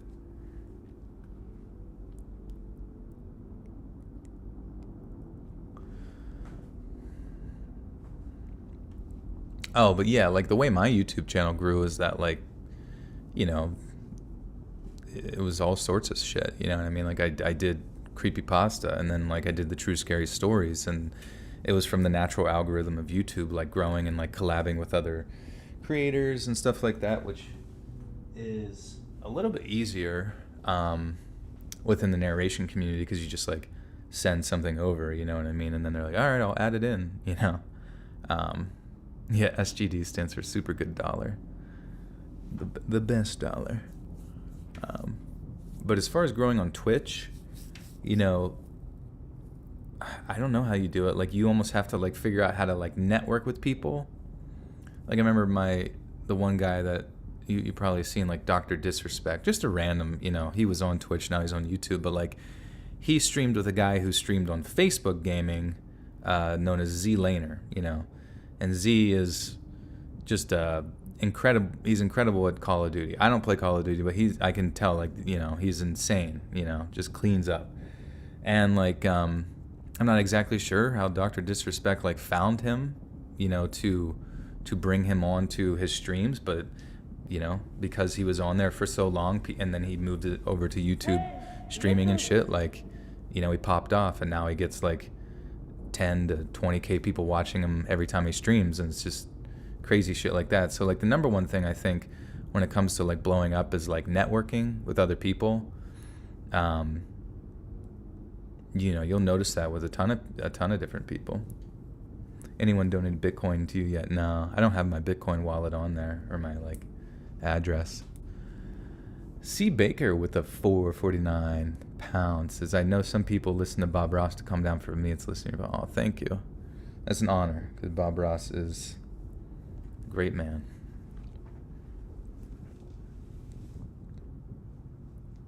Didn't he get banned for something dumb? I don't know, honestly. Like, some were speculating that, like, everybody's speculating on why Dr. Disrespect got banned from Twitch. Apparently, he's in the process of, like, a countersuit, against Twitch as well, like in the legal department. Maybe not. Maybe they'll settle. I'm sure anybody would want to settle with Twitch, because who knows how much you get there. But, around the time, do you remember like whenever like some of those streamers were going over to like Mixer, and they were getting like tens of millions of dollars for these exclusive deals from Microsoft to come stream on Mixer? And some people were saying that maybe Dr. Disrespect was like, kind of like highballing, his contract that was offered to him from Mixer to come stream there to Twitch, so that they would give him a better contract or something. And then like, because he like, was misleading them, that was a breach of his contract, and then they try to cancel his contract or something. Or that there was like another, like, I'm not even sure, like legal action being taken against Twitch by another streamer who, because of the implications pertaining to Dr. Disrespect in that legal process, that they had no choice but to like let him go early to protect their, I don't know, brand or identity or some shit like that. And I know I'm not reading. Let's not read. It's all speculation. Everything I'm saying is complete bullshit compared to what he'll may or may not eventually reveal. Who gives a shit? You know what I mean? As long as he's doing well now, is the only thing. Wait, Ninja left Twitch? Well, Ninja's back there now, isn't he not? I've seen him playing, but he seems just like he's kind of coasting at this point. Your internship as an engineer ends by end of December. Should I wait a little longer, or should I ask this week to my manager if I could stay permanently in the company? That's up to you, man. You know what I mean? Like, if you want to. I mean, if that's where you want to be and you don't have more schooling left or whatever, and, Swamp Dweller, what's up, homie? Love you, Daddy Joe. Love you, bro. What's popping down in Florida? Are you getting swole? Are you getting swoly-woly? You getting your macros in, homie? Swamp Dweller recently getting into lifting the weight. So soon he's going to be Swole Dweller, which I'm excited about. Honestly, I always kind of like wish that I started lifting from like a sort of like thinner body type, you know what I mean? Because you can kind of see those results a lot faster. But at the same time, having like extra poundage also is more conducive to like maintaining muscle whenever you're cutting. So it's all about feeling good though at the end of the day. Yeah, I mean.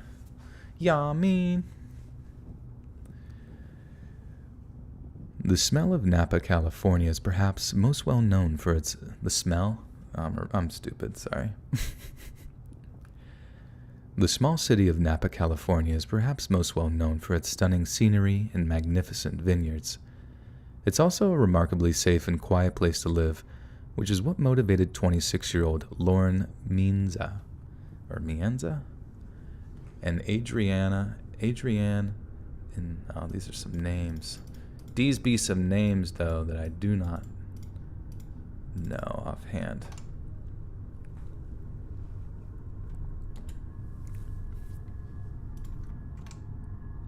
Mianza. Anybody familiar with that name? Mianza. I don't see it on Forvo. And then this other one. Here, I'll put it in the chat. I'm going to put it in the Chizat if you guys are familiar. There's Mianza. And then it's like, it's spelled like lasagna. Insagna. But I assume it's like insomnia. You got lots of stomach fat? Hell yeah, you need it. Mass moves mass, baby. It's science. When's the next story coming up? It's right now. I just can't. I'm just not much of a reader. Mispronounce anything by you is perfect. Thank you. I just say everything absolutely bongled. Ah, shit. Oh, did you guys see the Grand Theft Auto remakes they're doing? The definitive edition? It's kind of crazy. Haven't heard of Derek Weber yet. He's pretty good. Also, do you think you'll super collab? Actually, yeah, me and Derek have talked. I think I've had Derek on the channel before. Insomnia.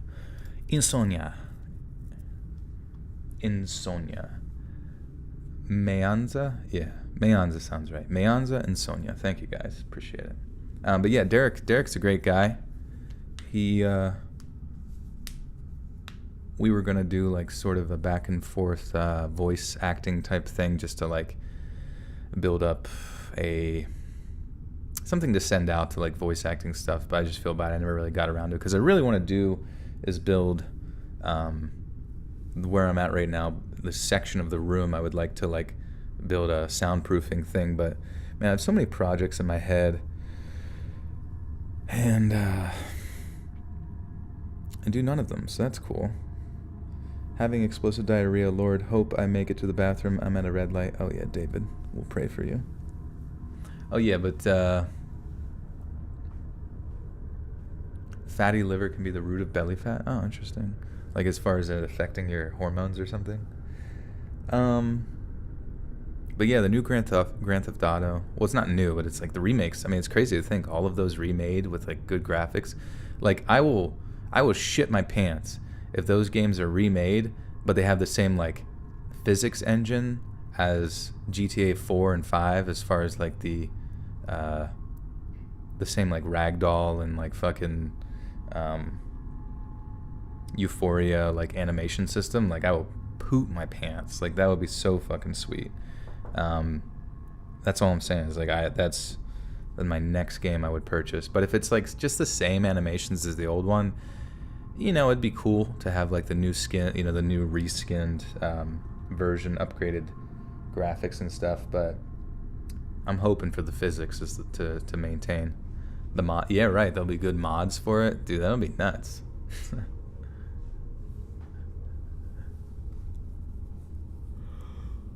Yeah, just run the red light so you don't shit.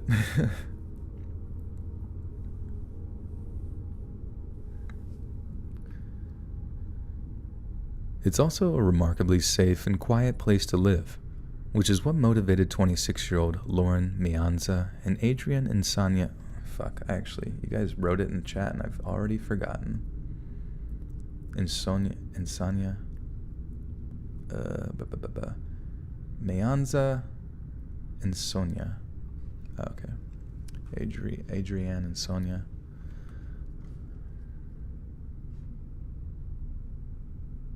Yeah, GTA 6 might never come out. I mean, hopefully at some point. They have to realize, like, you can't milk GTA 5 forever. You know what I mean? Wait, have you played Grand Theft Auto in VR? That'd be nuts.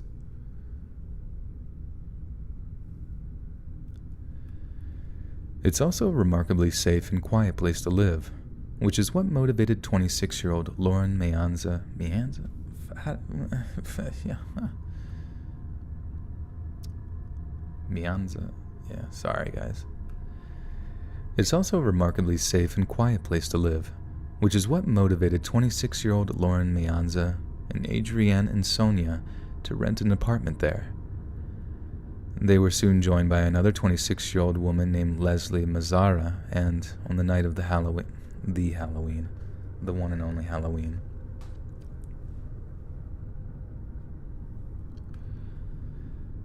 They were soon joined by another 26-year-old woman named Leslie Mazzara, and at the night, what is wrong with me? They were soon joined by another 26-year-old woman named Leslie Mazzara, and on the night of Halloween 2004, the three girls entertained themselves by handing out candy to the throngs of trick-or-treaters which roamed the streets. By 11 p.m., all three women were tucked into bed, ready to get up bright and early to face the working day ahead. Adrienne and Leslie slept upstairs in their Dorset Street house. Dorset? Is it Dorset?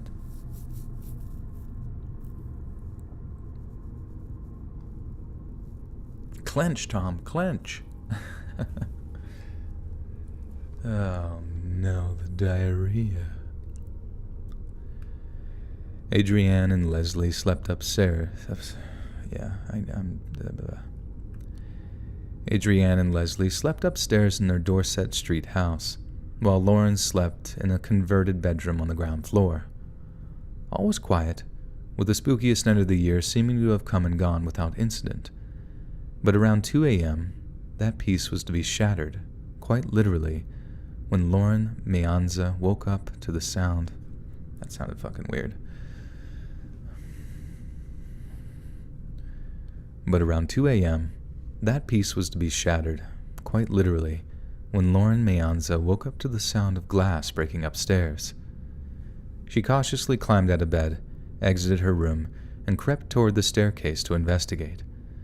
But Lauren was stopped dead in her tracks when she heard a blood-curdling scream come from one of the upstairs bedrooms. Her instinct was to run upstairs and see what was going on, but after hearing heavy footfalls on the landing, After hearing heavy footsteps on the landing above her, she knew something terrible was going on. Whoever was up there, it wasn't Leslie or Adrienne. They were hearing boots, and they were big. Lauren ran back down the stairs and hurtled into the backyard, hiding among some bushes where she sat perfectly still. When she heard the sounds of the same heavy footsteps padding away from the home, she began to summon the courage to walk back inside to survey the damage. When she did so, she could already hear crying coming from one of the upstairs bedrooms and sprinted up the stairs to help. The sight that greeted her was one she would never forget. 26-year-old Leslie was laying face down in a pool of blood, while Adrienne was crouched down behind the bed, alive but gravely wounded. Lauren said there was so much blood that she slipped when she hurried to call 911, and when she finally got to the phone, she found the line had been cut. Rushing to use her cell phone instead, the EMTs that arrived shortly after were tragically unable to save either Leslie or Adrienne. Both girls had been stabbed. Fuck. God damn it. I just fucking hit my stupid microphone.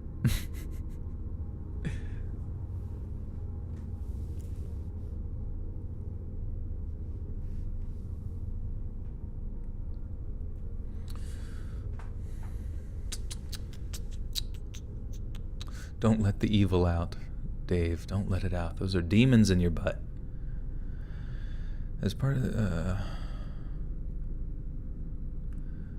both girls had been stabbed many, many times. As part of the initial investigation, local law enforcement launched an intensive search of both the house and the surrounding area.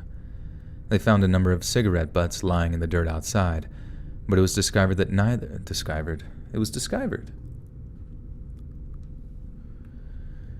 They found a number of cigarette butts laying in the dirt outside, but it was discovered that neither Lauren, Leslie, nor Adrienne smoked.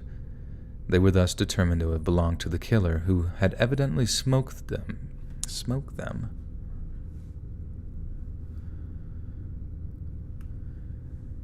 They were thus determined to have belonged to the killer, who had evidently smoked them while laying in wait for his prey to let their guard down. But this also led police to believe that he may well have been dressed in a Halloween costume in order to blend in with the hordes of hungry candy hunters. When news of the murders reached Napa's residence, they were stunned. There hadn't been a single murder in the country.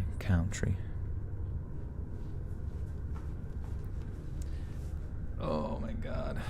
Kind of sucks. I was at the gym doing like a heavy deadlift. And I don't know if you guys are familiar with the hip flexor muscle, but it's like, I don't know, it's so fucking weird. It like goes from like your inside your like interior hip all the way up into your like side of your abdomen. And I swear to God, when I was deadlifting, something just like, I felt something pop, and then like, I don't even know, the muscle from like my hip all the way up to my abdomen was like in so much fucking pain. Well, not pain, but it was just like really fucking sore like immediately. And then once I did like did a stretch for the hip flexor, it felt much better, but it's still like, I don't know, man. I feel like I'm like gonna have to get away from powerlifting just cause get away from powerlifting, get away from fucking CrossFit, and just do only like bodybuilding stuff from now on. And snapping hip syndrome, probably got like fucking arthritis or some shit down there. I don't even realize it. Need a chiropractor. I don't know. It's kind of, believe it or not, I've gone to chiropractors many times, and my hips are like so tight that I don't think I've ever even met a single chiropractor that's been able to like pop my hip. Like every time they push on it, they're like, Jesus Christ, dude. This is like the tightest hip I've ever felt. And so, alas, I will forever have the tightest hips that can't lie. Power queefing. Tender. Family I mean, a doctor's not going to do anything. Like, when it comes to, like, sports science and shit, like, it really just comes down to, like, loosening the muscles with massage, stretching them, and then aligning the bones. You know what I mean? Which most of the time stretching can help align the bones anyways, but, like, probably all the supplements. All this toit like a toiger. But, like, that's kind of how it works. It's like you got tight muscles, and then your bones get pulled to your imbalances, and then you have pressure on the nervous system, which also runs through the tight muscles as well, but specifically around like your spinal cord. Aaron, yo, Joel's tight as hell. Yeah, I don't know. That's literally what the doctor would do. He would say, like, I don't know, take some painkillers or take some muscle relaxers, and it's like, sure, that would be good in like an acute scenario where like it's specific to that exact moment and you got a plan for something else, but doctors don't give a fuck about fucking like long-term treatment of like, a bad back or bad stuff. Yeah, yoga would be sweet. I'd like to try yoga at some point. I remember doing it at the gym I had where it was like included in like CrossFit stuff, but it was so stupid because like the person who was doing it was so like hyper fixated on like making it hard and making it like core strength related, and I'm like, can we just stretch our fucking body and not like do a core workout? Or like, and can you not yell at me? Like, this is fucking yoga. It's supposed to be peaceful, not militaristic.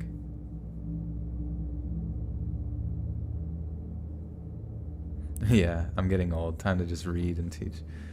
I refuse to accept it though. I can't. I'm not allowed to get old. Tight cake-bearing hips. This is true. Someone needs to make me some cake.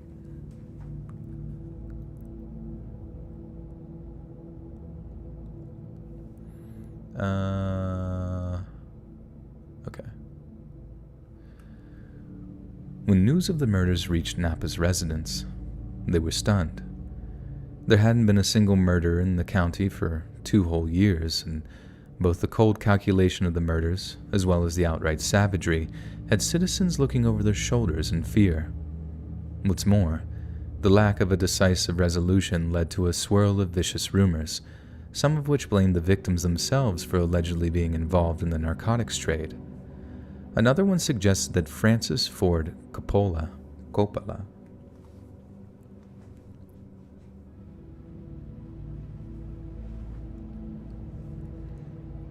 Yeah, maybe ask the person at your work if, your internship has warranted a full-time position, because then that would give you some good experience. How old am I? I'm 31. It's, it's not old by any means, by no means in my mind, but at the same time, I know that, like, some of the shit that I used to get away with in my 20s is now starting to sort of, it's definitely a lot harder to recover, you know what I mean? Coppola. Let me see how you say this name. Oh, there it is, Francis Ford Coppola. Okay. I'm 15. Hey guys, it's me, Tommy, isn't it? I'm here to play Minecraft.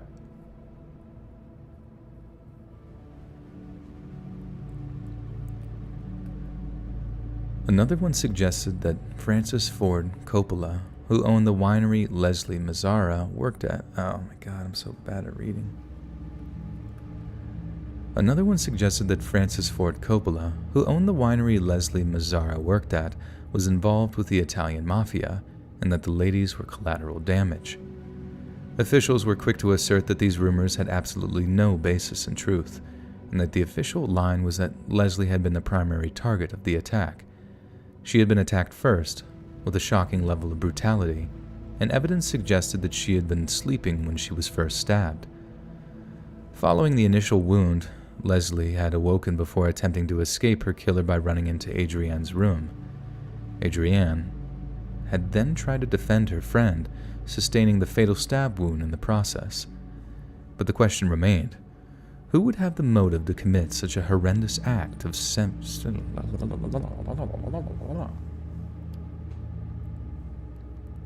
No way, you're 31. I've been listening to you since you were 27? Really? That's crazy. Have I been streaming that long? Like 3+ years? That's fucking nuts, dude.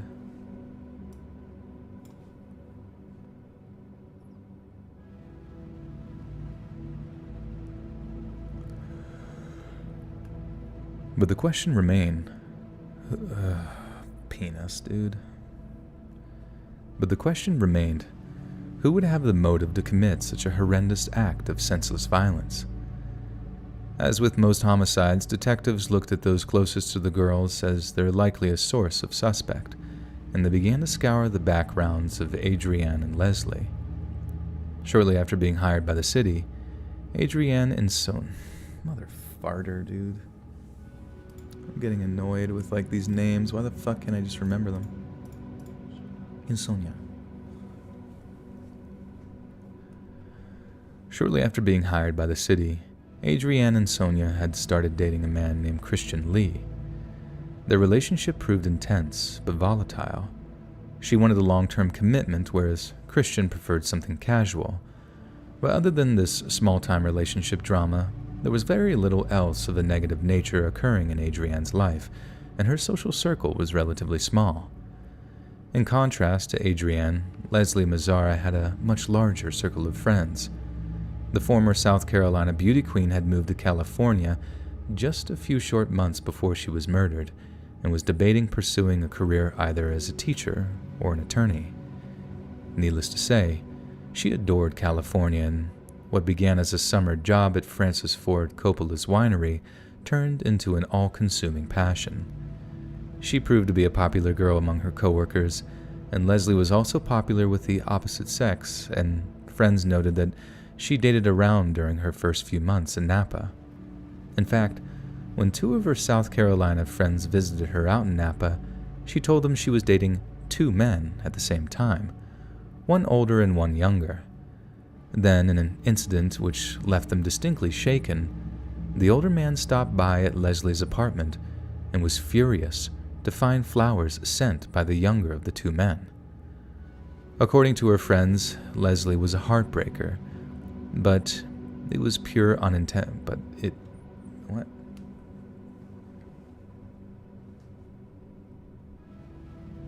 Mother farter. According to her friends, Leslie was a heartbreaker, but purely unintentional. Okay.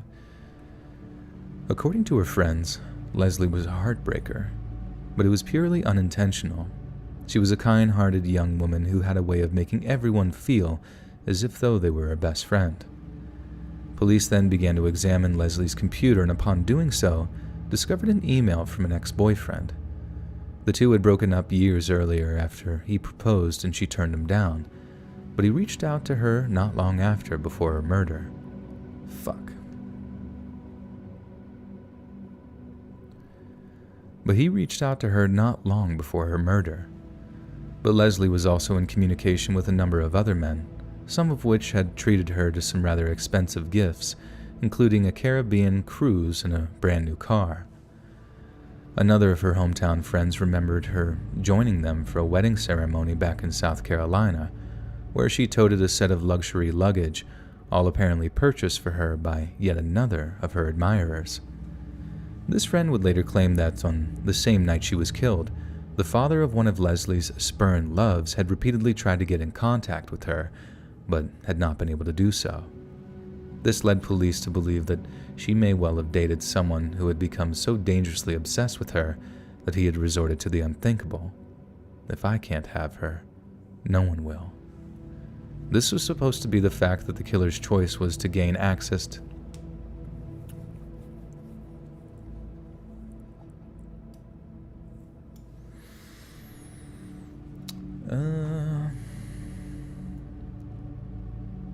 You're using your text to talk to type, so you don't have to type. That's funny.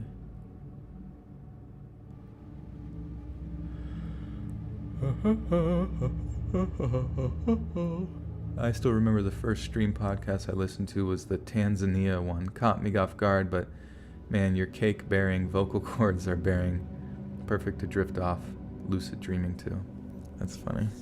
My tight vocal cords. They're just filled with cake. Fill my cake hole. This was supported by the fact that the killer's choice to gain access to Leslie's room via her window. That sounded weird. What kind of genre of painting? Probably spooky. I don't know if you're talking about the. Still talking about the TikTok thing.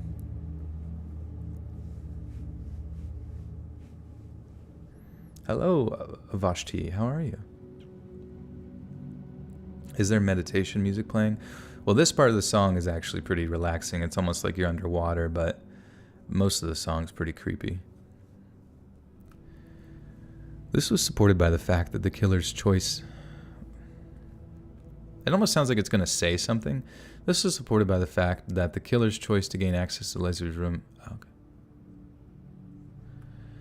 This was supported by the fact the killer's choice... This was supported by the fact that the killer chose to gain access to Leslie's room via her window, eschewing all other potential points of entry. In the course of their investigation, police officers interviewed over 1,500 different people. One of these interviews was Christian Lee, one of Leslie's on and off, god damn it. One of these interviewees was Christian Lee, one of Leslie's on and off again boyfriends. Several other of her admirers were questioned, but the investigation failed to progress. The lack of arrests understandably frustrated the victims' families and friends, who felt they had to defend their daughters' reputations in order to keep the investigation going. But as time passed, the hope of those closest to the victim began to fade. Some, such as Adrian's best friend, Lily Prudhomme. Man, these fucking names are so hard. Prudhomme.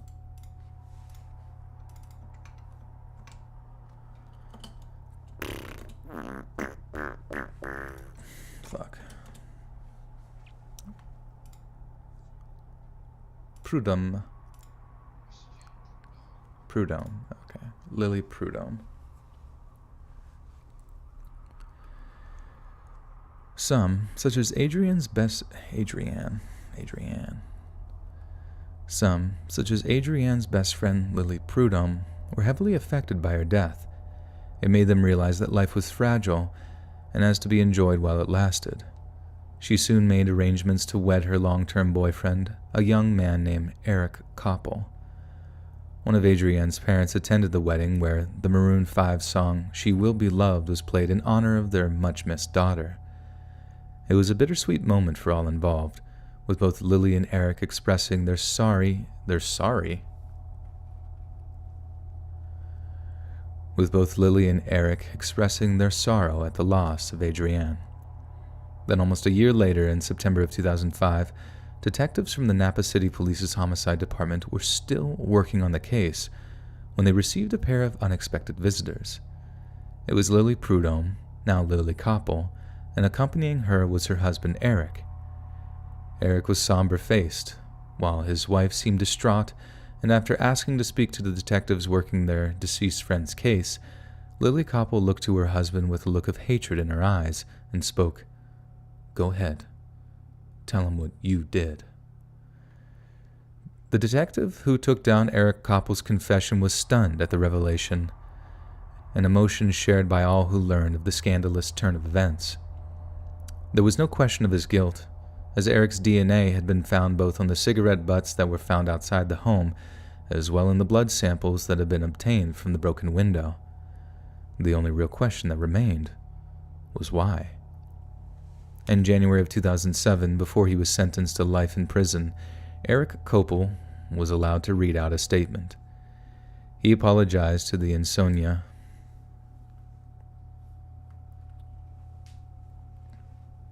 You fall asleep to my rants. Perfect.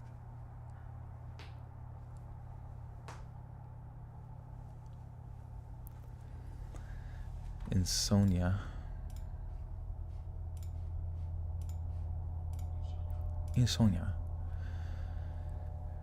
He apologized to the Insomnia and Mazzara families, weeping as he did so. But then, to the utter confusion of all in attendance, he claimed the murder wasn't in the least bit personal, instead blaming his bloodlust on the death of his grandfather. Lily confirmed that Eric's depression was to blame for his behavior, and despite her claim that nothing could do what... Wait, what? His bloodlust on the death of his grandfather? What the fuck does that mean? Lily confirmed that Eric's depression was to blame for his behavior.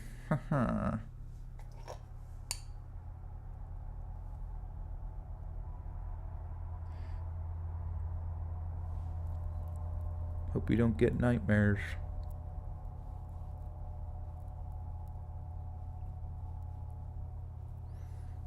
I guess. I'm just fucking confused. What the fuck? His grandpa died and then he, went insane?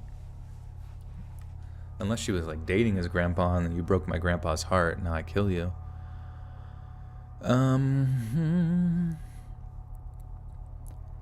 Lily confirmed that Eric's depression was to blame for his behavior, and despite her claim that nothing he could do could lessen her love for him, she did later file for divorce.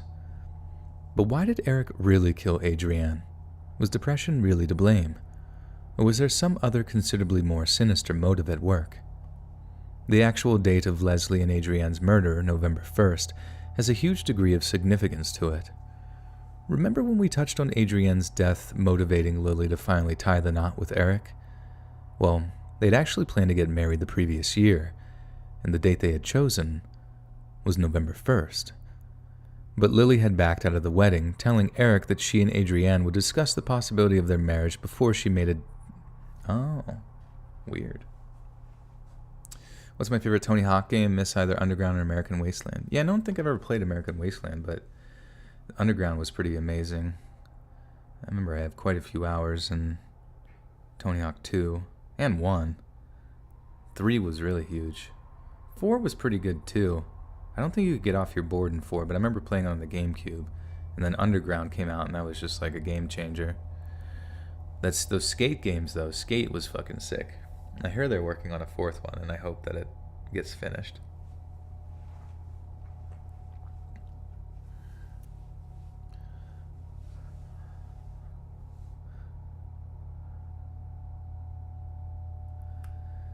But Lily had backed out of the wedding, telling Eric that she and Adrienne would discuss the possibility of their marriage before she made a definitive decision. This might have given Eric the idea that Adrienne was behind Lily calling the wedding off in the first place, enraging him to the point of deciding to kill her. It could have also been some kind of passive-aggressive attempt to push his fiancée. If he couldn't kill her, he'd kill her best friend. Both Lily and Eric would later go on to appear in the television crime program. A passive-aggressive attempt. I'm going to kill your friend because I'm passive-aggressive. It's like leaving a sticky note. Both Lily and Eric would later go on to appear in the television crime program 48 Hours. In the episode, Lily talks about how someone must have noticed someone in their life acting strangely, and how if the killer was hiding in their midst, they wouldn't be able to hide forever. She also stated that whoever was close to them must have an idea of their guilt, and were just as guilty as the murderer if they failed to come forward. All the while, her murderous husband is sitting next to her, seemingly unfazed by the gravity of his wife's words. This raises the question, did Lily know? Was she actually aware that her husband had killed her friend as some kind of punishment, and was so terrified of him that she opted to cover his tracks? It's impossible to tell, and until Lily Koppel confirms such a theory, it remains.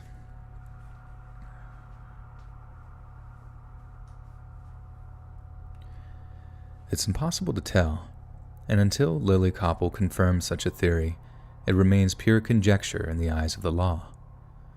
Lauren Mayanza, the roommate who survived the brutal night, left Napa and relocated to Los Angeles. She later told members of the press that she had been traumatized by the events of that Halloween night, to the extent that she actually felt more comfortable in a relatively violent city like Los Angeles, that she felt more at home there considering the things she was haunted with.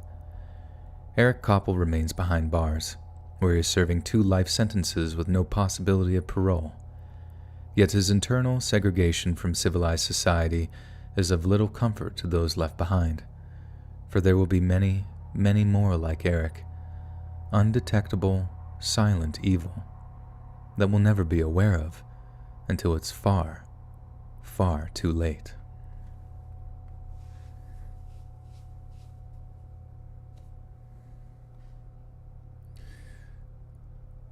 Monday Morning with the 5. Thank you, Monday Morning. How are you? Will I ever collab with Mr. Nightmare? I'd like to, but, I think the closest thing I got to, getting his attention was, when he, did, a tweet or something, what should you do for Halloween or something, and I said, collab with me, just begging for attention like a little baby, and, so and it got 60 likes or something like that, you know what I mean? So I feel like it would have popped up on the feed if he ever looked at it, but I don't know. It would be huge to collab with Mr. Nightmare. I definitely think there would be a big jumping, as far as subscribers go and stuff like that. But at this point, I'm very thankful for what I have, and if someone doesn't want to collab with you, it's there's no point in forcing it, you know what I mean? It just is what it is.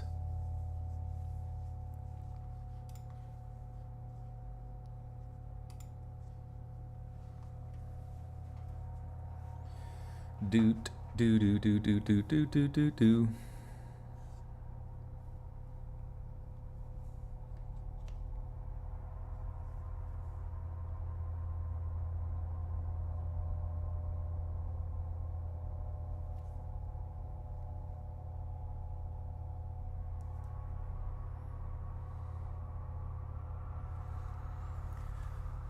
Okay.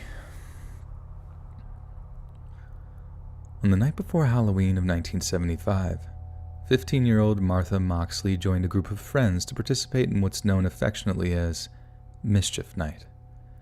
Mischief Night, sometimes known as Devil's Night, is an informal holiday on which children and teenagers engage in pranks and vandalism. In particular, Martha and her friends focused on Ding Dong Dash. Probably Ding Dong Ditch. Mischievous dog. Who's a mischievous dog? Pilfered Potatoes is a mischievous dog and a member of the Buttersock Cult. Welcome, welcome.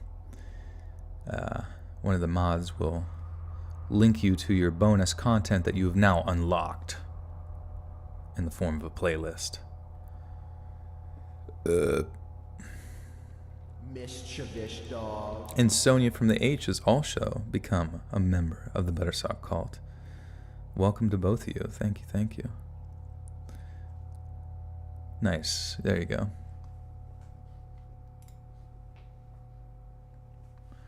Mischievous frog. What a fucking... This shit's so funny. Alright. In particular, Martha and her friends focused on Ding Dong Ditch, knocking on doors and ringing doorbells before running away, and what's known as TPing when rolls of toilet paper are hurled over trees or houses so that long trails of paper are formed. According to her friends, on the night in question, Martha had been flirting with an older boy named Thomas Skakel, and the two had been witnessed sharing kisses before falling behind a fence together. Martha's friends left her in the company of Thomas at around 9:30 p.m., knowing better than to try and separate the young couple. Little did they know, it would be the last time they'd see. That sounds kind of like optimistic for some reason. Monday morning with another two. Thank you, Monday. Thank you, thank you. Thank you for the burp.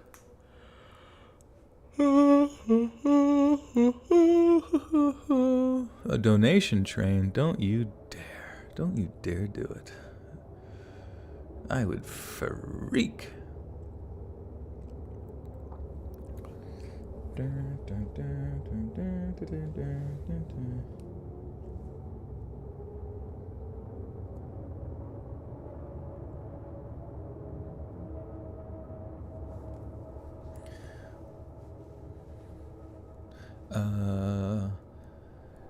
Little did they know, it would be the last time they'd see Martha alive. The following morning, Martha's mother walked out into the large communal backyard at the rear of her home after spotting something lying under a tree. When she approached, she let out a blood-curdling scream. It wasn't some elaborate Halloween decoration.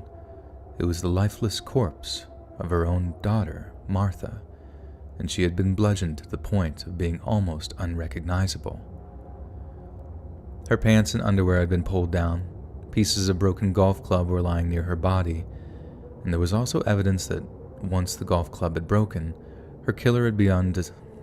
Jeez. You just went to Harry Potter and NYC? Is it like a Harry Potter, like, play?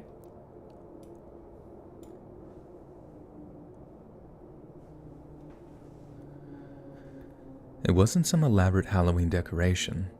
It was the lifeless corpse of her own daughter, Martha, and she had been bludgeoned to the point of being almost unrecognizable. Her pants and underwear had been pulled down and pieces of broken golf club were lying near her body. There was also evidence that once the golf club had broken,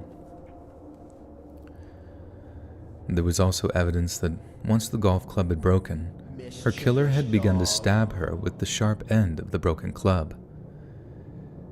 It took quite a bit of work, but police eventually traced the sale of the golf club to none other than the Skakel family, whose son Thomas had been cavorting?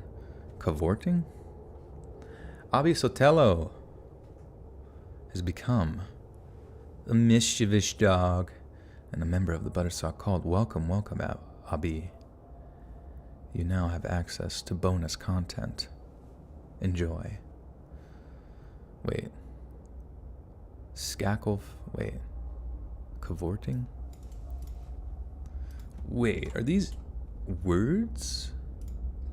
Cavort. Okay. To bound or prance about in a sprightly manner. Caper. To have a lively or boisterous fun.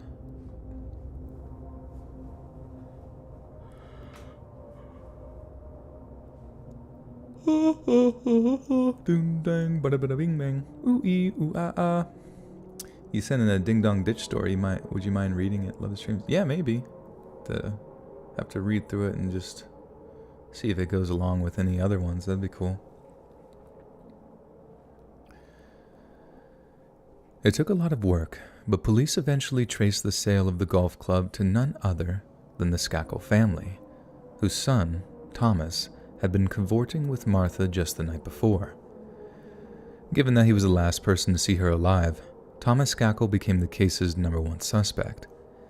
Yet police discovered that Thomas's father had forbidden access to his school and mental health records. Yet police discovered that Thomas's father had forbidden access to his school and mental health records. It was also around then that police announced a second suspect in the case, that of Kenneth Littleton, who had started working as a live-in tutor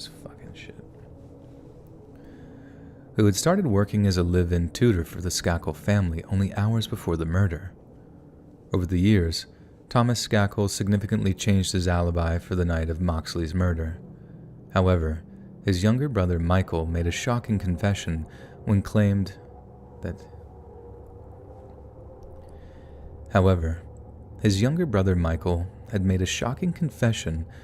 claimed that he had been window peeping and touching himself in a tree beside the Moxley. Motherfucker.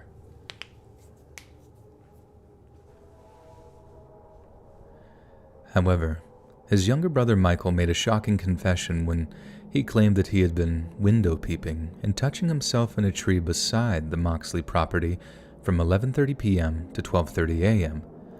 On top of that, 2 children who knew Michael from his time in a treatment center for troubled youths testified they heard Michael confess to killing Martha with a golf club. One of these children, Gregory Coleman, testified that Michael was given special privileges and had bragged, "I'm going to get away with murder. I'm a Kennedy." And it was true. Michael's aunt Ethel was the widow of U.S. Senator Robert F. Kennedy, and what's more, his grandfather George was the founder of Great Lakes Carbon Corporation, one of the largest and wealthiest privately held... Penis, dude, I can't fucking read. Herbert Lamont with the 10 buccarinos. Thank you, Herbert. Thank you. Oh, baby. You just caught your neighbor looking through your window? That would be fucking creepy as shit. Was it like a young person or was it like an actual like adult? That's scary. One of the largest and wealthiest privately held corporations in the United States. And just as Michael predicted, no one was charged, and the case remained cold for decades. 16 years later, in 1991, when a man named William Kennedy Smith was acquitted of carnal assault, a rumor spread that he was present at the Skakel... Is it Skakel or Skakel? What the fuck? Skakel.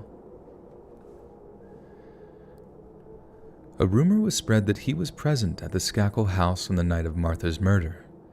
It was also implied that the much younger William had either been involved with the murder or at least knew the identity of the responsible party. In the end, these rumors were proven to be completely baseless, but the intense media speculation resulted in Martha's case being reopened, with Michael's uncle Rushton hiring the Sutton associate private detective. So many words, Jesus fuck. With Michael's uncle... Christ on a cracker, Jackbox. With Michael's uncle Rushton hiring the Sutton Associates private detective aid. What the fuck? Such a fucking string of English lettering. In the end, these rumors were proven to be completely baseless, but the intense media speculation resulted in Martha's case being reopened, with Michael's uncle Rushton hiring the Sutton Why the fuck is this so hard to read? With Michael's uncle Rushton hiring the Sutton Associates private detective agency to conduct their own investigation of the murder. The investigation was inconclusive, but what came to be known as the Sutton Report was eventually leaked to the media, and it revealed that both Thomas and Michael had radically changed their stories since the initial investigation, thus imparting a great deal of suspicion on each of them. This led to numerous Greenwich police detectives becoming convinced that Thomas was the killer. It took 7 long years after the case was reopened, but in June of 1998, it was decided that there was enough evidence to formally charge Michael Skakel with murder. Shockingly, Hey, listen. Lauren NASCAR with the 5 says, Skakel? Oh, fuck, dude. I can't go back, man. I appreciate that.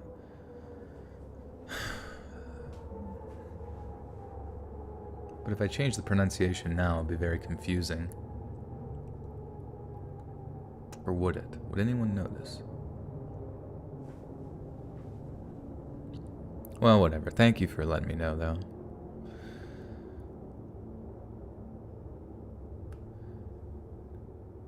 It took 7 long years after the case was reopened, but in June of 1998, it was decided that there was enough evidence to formally charge Michael Skakel with murder. Shockingly, despite Michael supposedly having committed the crime when he was just 15 years old, a judge ruled in January of 2001 that Michael would be tried as an adult, setting his bail at $500,000. The trial began on May 7, 2002, with Michael Skakel insisting he was at his cousin's house at the time of the murder. Mischievous dog. However, the prosecution was quick to point out that the same tree Michael had been touching himself and... Timothy Freeman has become a member of the Buttersock cult. You may now claim your access to bonus content. Thank you, Timothy. Welcome, welcome. The Navi sound is really getting me. In a good way or bad way? Is it too loud or is it just like annoying? However, the prosecution was quick to point out that the same tree Michael had been touching himself in the what? Oh my god, I'm gonna fucking die. Touching himself in the... What the fuck? However, the prosecution was quick to point out that the same tree Michael had been touching himself behind on the night of the murder was the very same tree under which Martha's body was found. This was the prosecution's central argument, that Michael had been watching his older brother kissing Martha and had approached her for similar affections once she was alone. When she refused, he'd run into the house, grabbed a golf club, then beat Martha to death in revenge for rejecting him. The argument was a strong one, and on June 7th of 2002, Thomas Skakel was convicted of murder and sentenced to 20... Was that really a strong argument?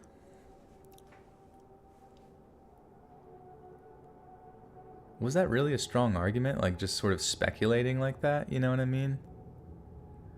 I feel like you would need... I mean, I'm sure there's more to the story, but I feel like you need a lot more evidence than just saying, like... Like, how did they even know that that was the tree? And even if it was the tree... I don't know. Like, that's so weird to me. I feel like, especially these older cases, like, how does... I mean, I'm not saying, like, whoever did it, I would want to be caught. If it was him, it's good. But at the same time, like, I'm just confused how in a court of law, how that's like a fair trial. You know what I mean? Like, when most of it's just like speculation from the past, kind of. You know what I mean? There's like no super definitive evidence. Glitzy Core LLC Barbie with the 5 says the stickers suck. Yeah, the stickers are... I don't know what the stickers are, but they're... Yeah, at least you can type messages with the messaging thing.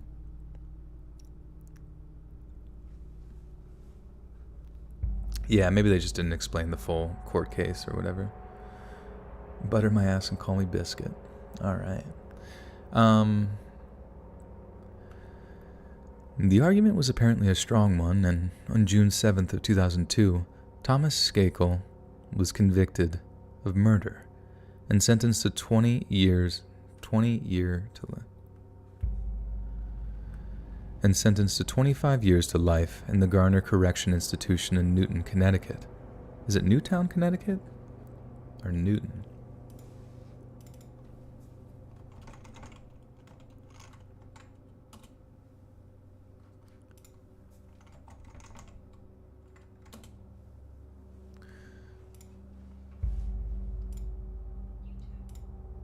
Newtown.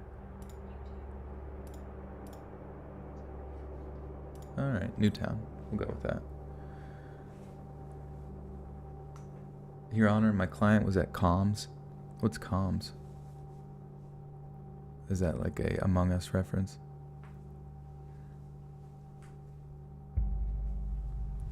No, it's okay, Lauren. I mean, honestly, I'm glad I got it right as we went along, but hopefully no one notices. It's just, I really don't want to like go back all the way to the top to like redo it, everything. But that's okay. But that's okay.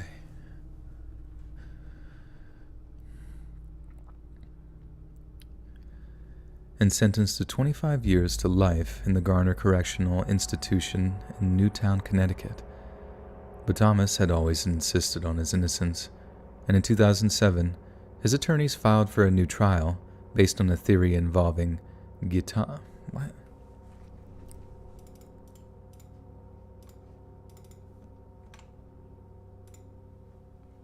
Gitano? Hey, listen. Gitano. Miss Molly with the 5 says, Joel, my love, how are you tonight? I am late. I apologize. I was playing Elder Scrolls Online. Oh, shit. Hope you're doing it. Thank you. Yeah, how is Elder Scrolls? That game looks pretty sweet.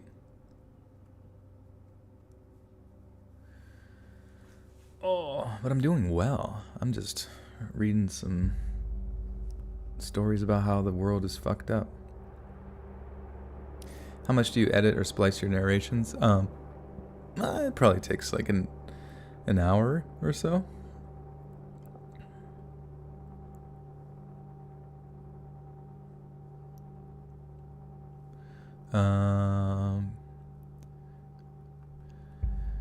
Based on a theory involving Gitano Tony Bryant. That sounded like Kobe Bryant, kind of, sorry. But Thomas had always insisted on his innocence, and in 2007 his attorneys filed for a new trial based on a theory involving Gitano Tony Bryant, cousin of Los Angeles Lakers player. Wait, what? It actually is Kobe Bryant? What the fuck? What the fuck? What? Well, I guess we keep reading, but this is fucking blowing my mind. Am I standing up or am I sitting down? I'm standing up. I'm tight though. I'm tight like a tiger. I gotta get hydrated.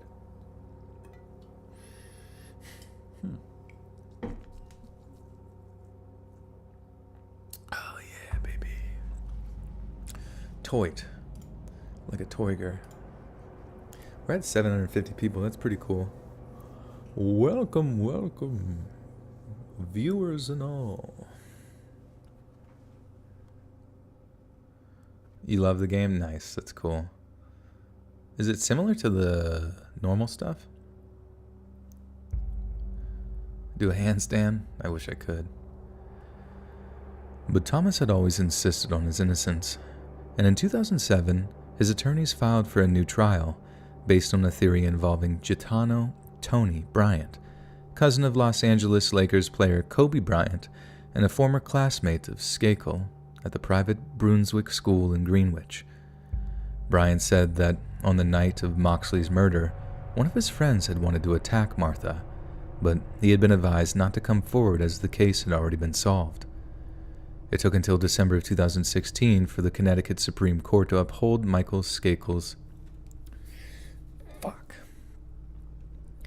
It took until December of 2016 for the Connecticut Supreme Court to uphold Michael Skakel's murder conviction with a 4-3 majority decision, adding that the conviction was the result of overwhelming evidence presented by prosecutors, and that his legal representation had not been incompetent as he'd attempted to assert.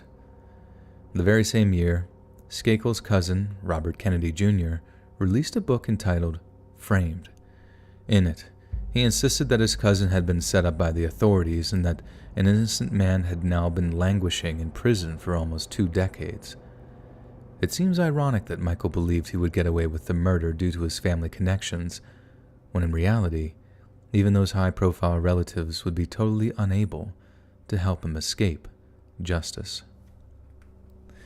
I gotta be honest, I feel like that story, didn't have enough details within, the sort of, conviction process for me to, fully understand why this individual was, convicted. You know what I mean? I'm sure there's more to it. I'm sure you guys could look into it, but it just kind of, I feel like it's in the representation or sort of the tone that it took of like, you know, why did he think he would get away with it? I feel as if though, even in my mind, I feel like he kind of like maybe shouldn't have been convicted, especially like that much later after the crime occurred. But I understand sometimes it's people are limited for how much they can discuss, I don't know, in a shorter period of time, but it's hard. Yeah, skimped on the details probably.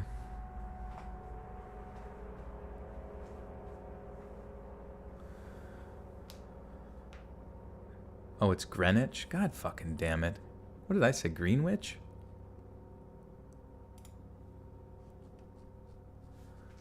Greenwich. Let's see. GR.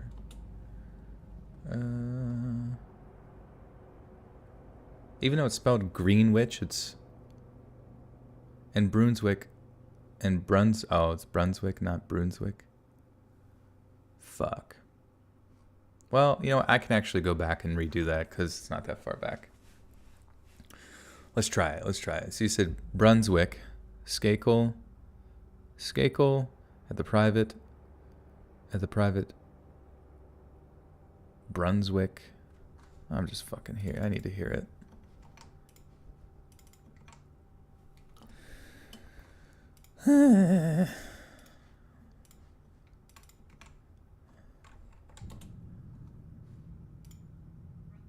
Brunswick, son of a bitch.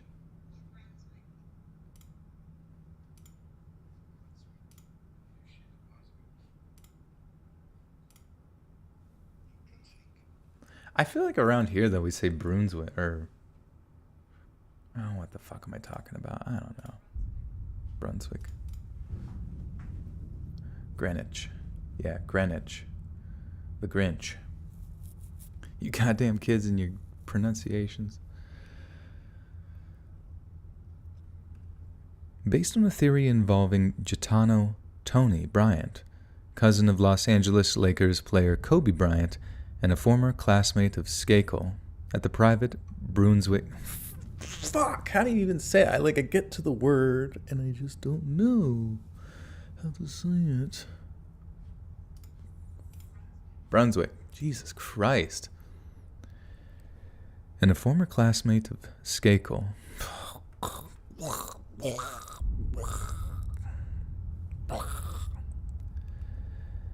And a former classmate of Skakel at the private Brunswick School of Greenwich. Jesus fuck.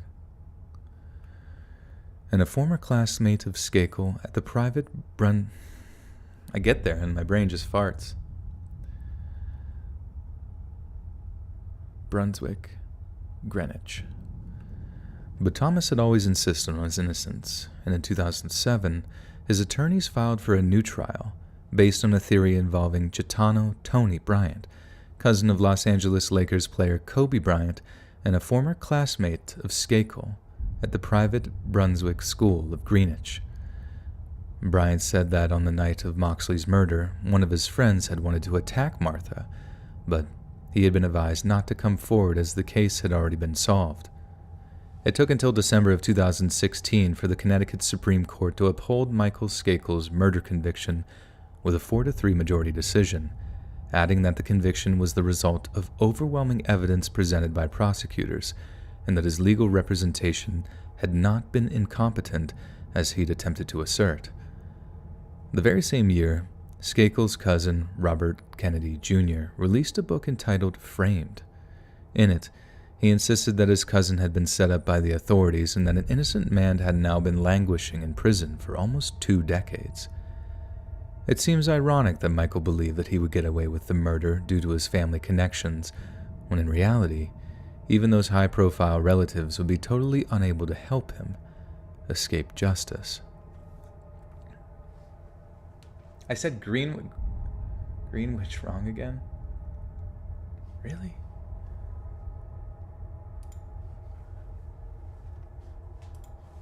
Did I really?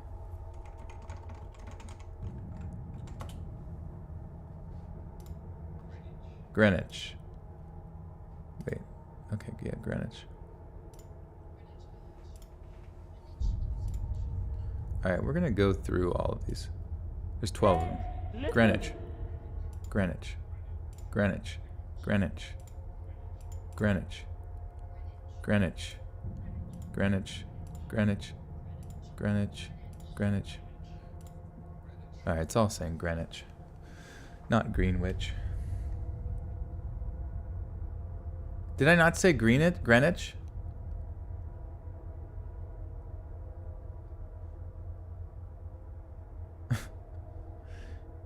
What did I say? Laura Peterson. With the 2. Thank you, Laura. What night's Halloween? Oh, no. I won't be streaming on Halloween because I'll be out of town. Aaron Wilson with the 2 star. Are you going to stream? Yeah, that's what. Yeah, sorry. I got to. Yeah. I will be out of town. I'm sorry about that.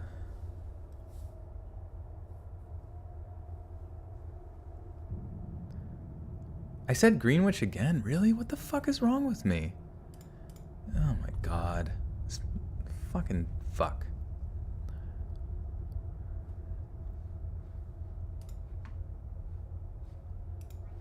Brunswick. Brunswick at the school in Greenwich. Jesus Christ. A former classmate of Skakel at the private Brunswick school. I don't know what the fuck's wrong with my brain. Anime and Weirdness with the 5 says, what's up, Buttersock Clam? What up, what up? Thank you for the 5. And a former classmate of Skakel. Brunswick in the school of Greenwich. Brunswick, Greenwich. What the fuck is wrong with me? How did I mess that up that bad? And then keep going. I don't want to read anymore. I don't want to be around anymore. You forget the channel name? You're probably thinking of Your Maker.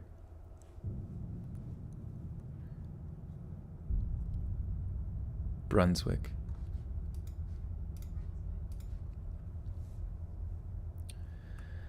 Based on a theory involving Gitano Tony Bryant, cousin of Los Angeles Lakers player cousin of Los Angeles Laker. Christ on a cracker.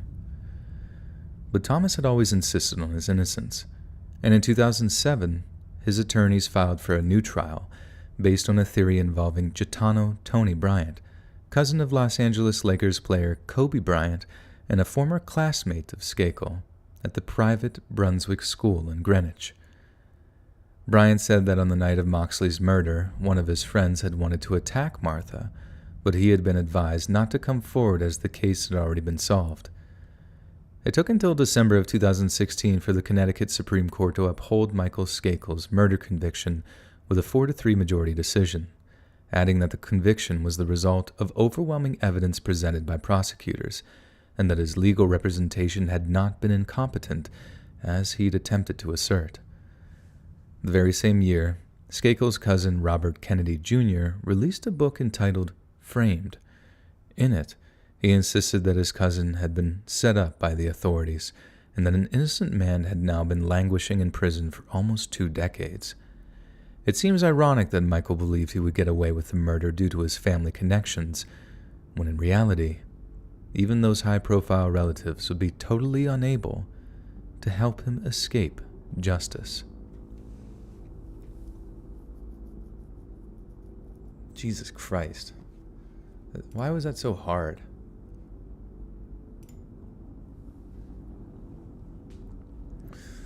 I'm hungry.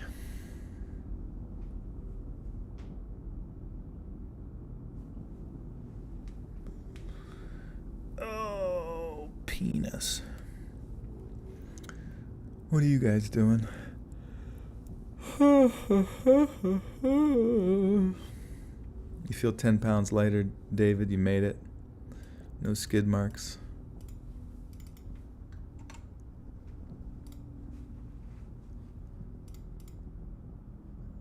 Nagoya.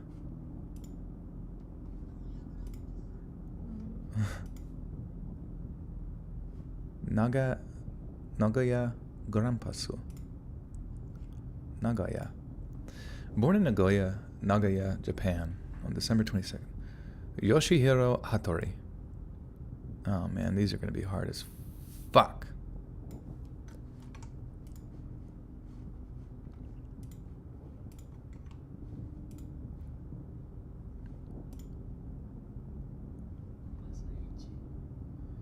Masaichi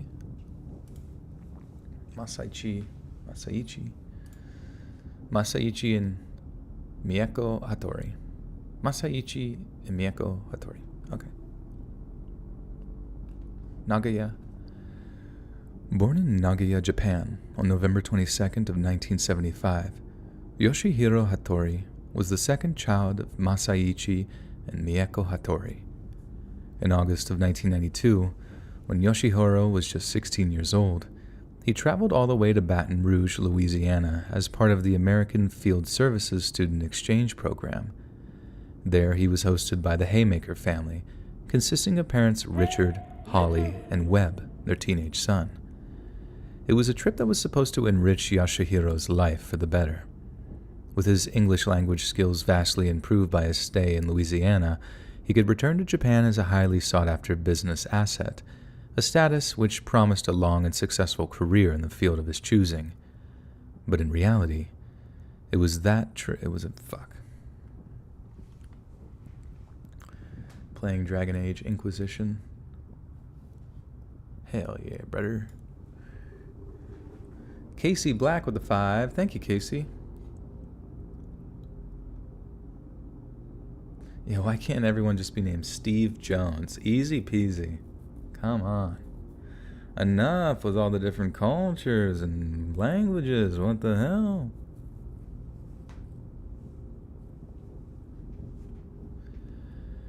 But in reality, it was a trip that Yoshihiro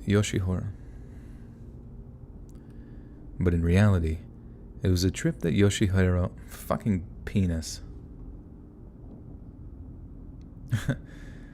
Glitzy Core LLC with the 5s, because you powered through Greenwich like a boss. Thank you. Thank you. And I appreciate you guys letting me know when something's like outrageously pronounced wrong. Yoshihiro. Hey, listen.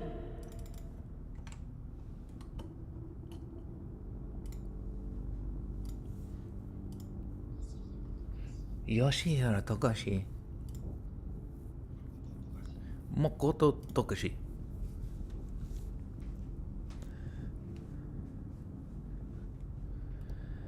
But in reality, it was a trip that Yoshihiro would never return from.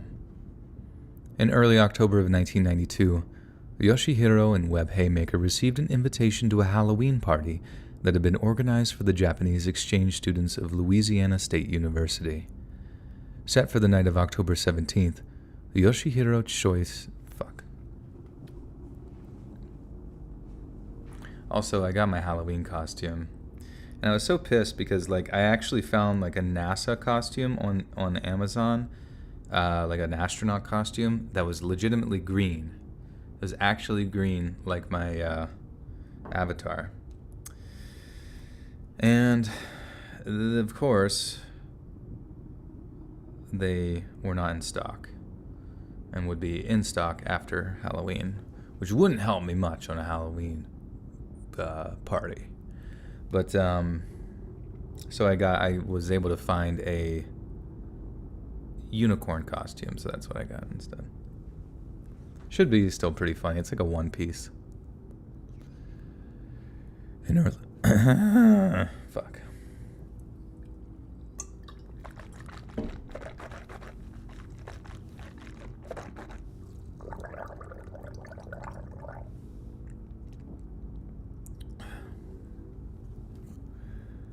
All right. In early October of 1992, Yoshihiro and Webb Haymaker received an invitation to a Halloween party that had been organized for the Japanese exchange students of Louisiana State University.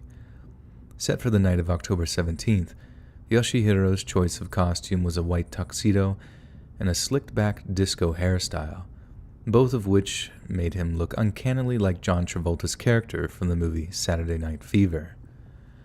Then at around 8 p.m., Yoshihiro and Webb drove over to the party, which was being held at East Baton Rouge.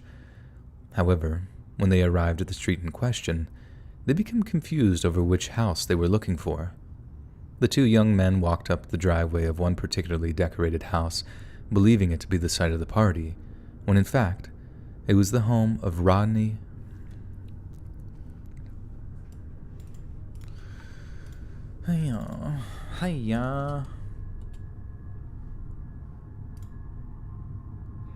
Paris.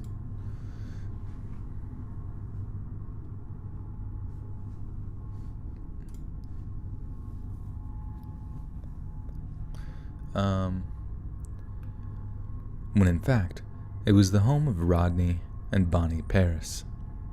When Webb and Yoshihiro rang the door, fucking penis, damn it. When Webb and Yoshihiro rang the home's doorbell, Rodney and Bonnie became nervous. They weren't expecting anyone, and no one had called ahead to let them know they'd be dropping by. So instead of going directly to the front door, Bonnie Paris went instead to the home's slide entrance. What the fuck is wrong? So, instead of going directly to the front door, Bonnie Paris went instead to the home's side entrance and peered around a corner to see who was ringing the bell.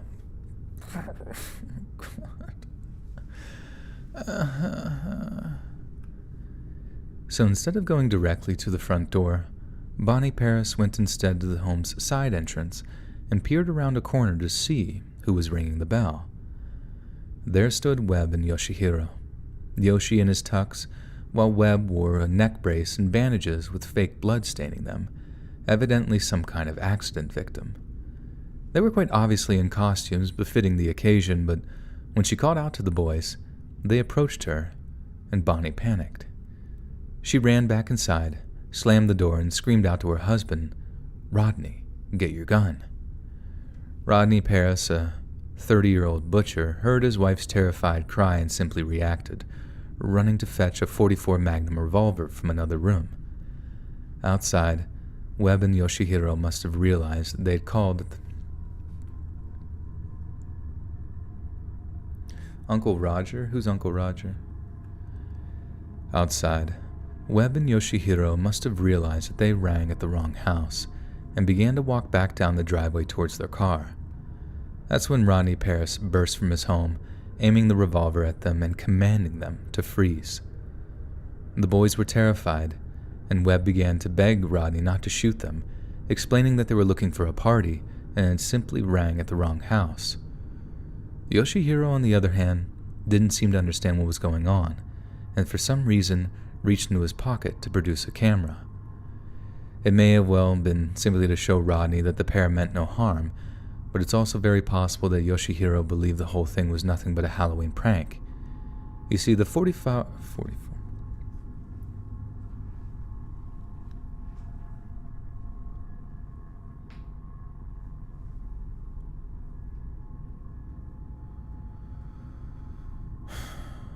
Well, I don't understand. If someone's leaving your property, yeah, I don't know, this guy's fucking nuts. You don't tell them, freeze! Like, what the fuck is that thought process? You see, the .44 revolver that Rodney pointed at them included a laser sight, something that was still very much a novelty back in 1992. Therefore, it stands to reason that as someone who wasn't well acquainted,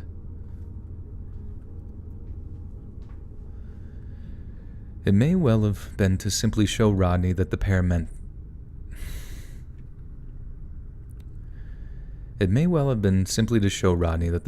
no harm. But it also is very possible that Yoshihiro believed that the whole thing was nothing but a Halloween prank. You see, the .44 that Rodney was pointing at him included a laser sight, something that was still very much a novelty back in 1992. Therefore, it stands to reason that as someone who wasn't well acquainted with the use of firearms, equated? Or acquainted?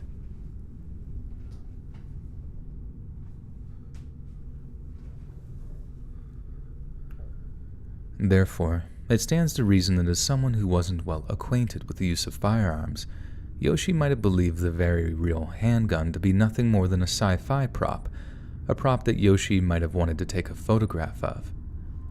Either way, Rodney Kite Jesus Christ.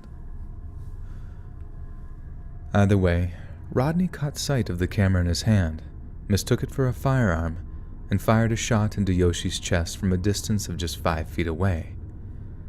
Yoshihiro fell, gasping for air, while Rodney Paris ran back into his house for cover. Webb, horrified by what he just witnessed, sprinted over to a neighbor's house.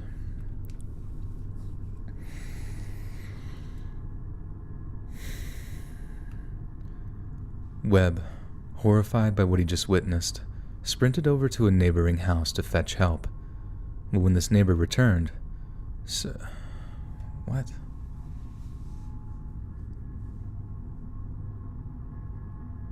What the fuck is this sentence? But when the neighbor returned, saw Yoshihiro and begged the Paris family down. Bonnie Paris told him to go away. Okay. Holy shit.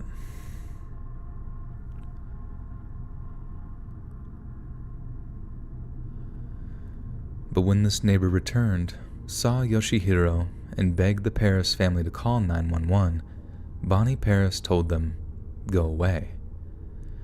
It took far longer than it should have to summon medical aid, and by the time EMTs appeared on scene, Yoshihiro had already... Sorry, my brain is just farting right now. I've given up. I'm dying. I'm a dead person. It took far longer than it should have to summon medical aid, and by the time EMTs appeared on scene, Yoshihiro was already on death's door. The single shot had torn through both upper and lower lobes of his left lung, resulting in a huge exit wound to the rear of his ribcage.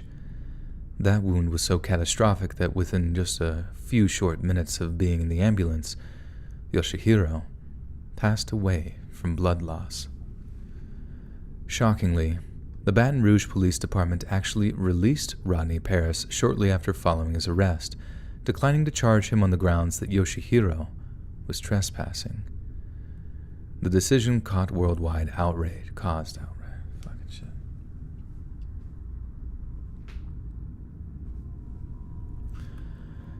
The decision caused worldwide outrage, prompting the intervention of both Louisiana. God, I feel like they keep forgetting like little words here and there, and it just like fucks me up. The decision caused worldwide outrage, prompting the intervention of both Louisiana Governor Edwin Tuttle, as well as the Japanese consul. Consul? What the fuck is that? Jesus Christ.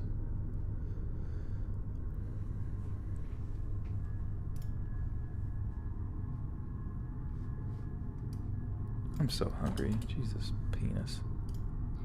Consul. 2 annually elected chief magistrates of the Roman. One of the chief magistrates of the... Okay. Oh, boy. How could the police not, like, immediately recognize this as something odd, you know? But I guess, like... I don't fucking know, man. That's fucking nuts. The decision caused worldwide outrage, prompting the intervention of both the Louisiana... I can't.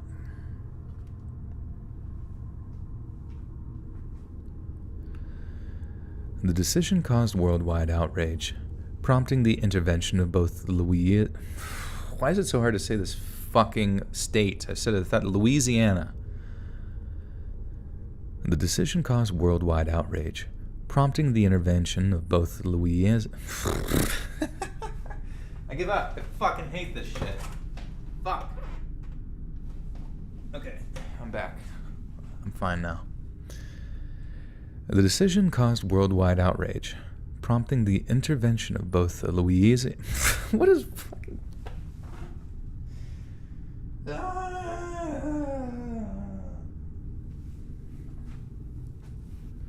Jesus Christ. Louise... Oh, is it spelled wrong? That's probably why. Motherfucker.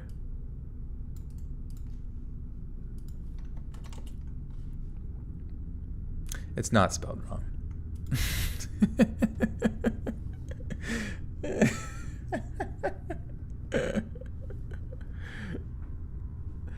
Oh my god.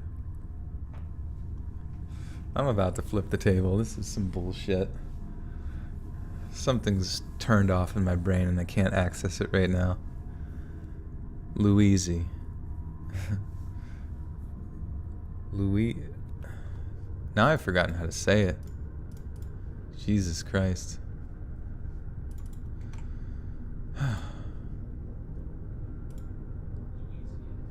Louisiana.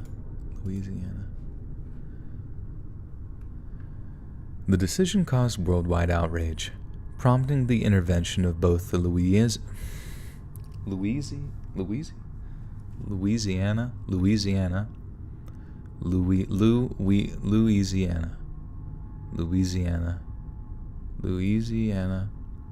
Louisiana. That's such a weird word. What a fucking weird word.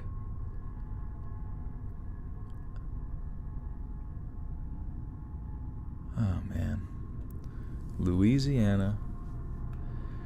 The decision caused worldwide outrage, prompting the intervention of both Louisiana. The decision caused worldwide outrage, prompting the intervention of both Louisiana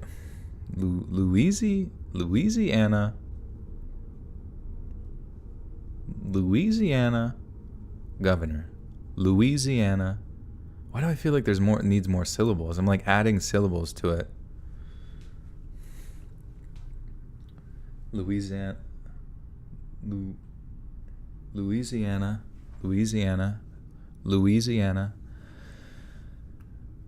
The decision caused worldwide outrage, prompting the intervention of both Louisiana.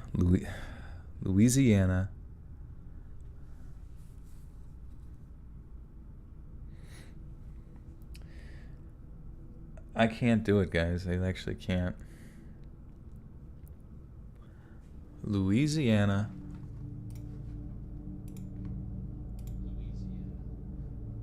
What? Louisiana. Okay. Louisiana.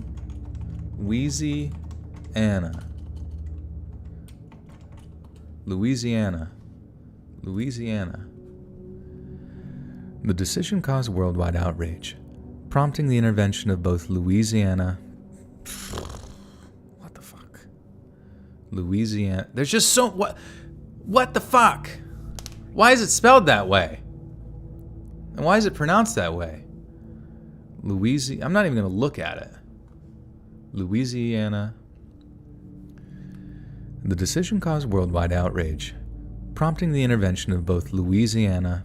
It doesn't sound right. Something's wrong here. I don't know. Louisiana. Oh, there it is. Okay, I found it. The decision caused worldwide outrage, prompting the intervention of both Louisiana. That doesn't sound good. I'm actually going nuts. Louisiana.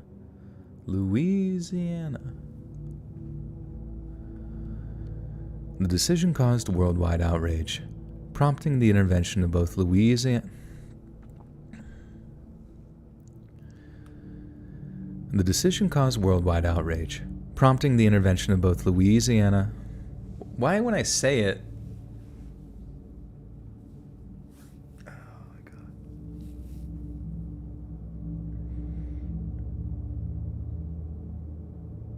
It shouldn't be a state, I don't think. We should get rid of it. Louisiana. I don't know, guys. There's something actually wrong with my brain right now. Louisiana. Intervention of both Louisiana. Louisiana. Governor Edwin Tuttle.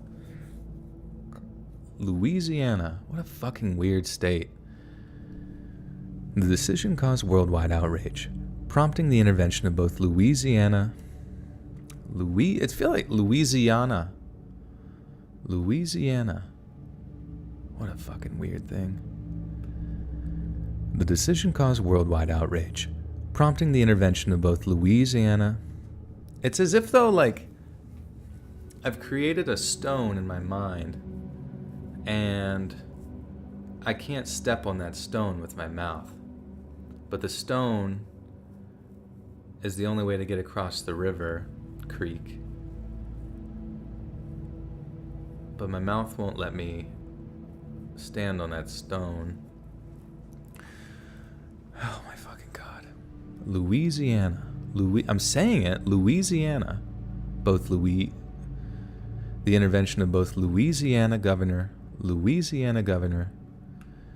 The decision caused worldwide outrage, prompting the intervention of both Louisiana. For some reason, coming from like the fucking, it has 5 syllables? Really? Louisiana. Okay, Louisiana. The decision caused worldwide outrage, prompting the intervention of both Why? I swear to God, there's something actually like in my coding, in my brain, there's something fucked with this sentence. When I say both, and then go to both Louisiana governor, the intervention of both Louisiana.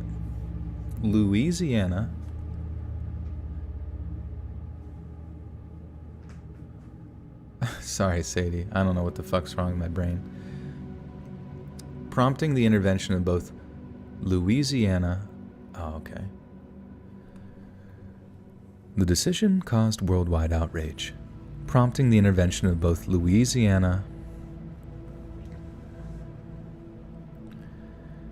The decision caused worldwide outrage, prompting the intervention.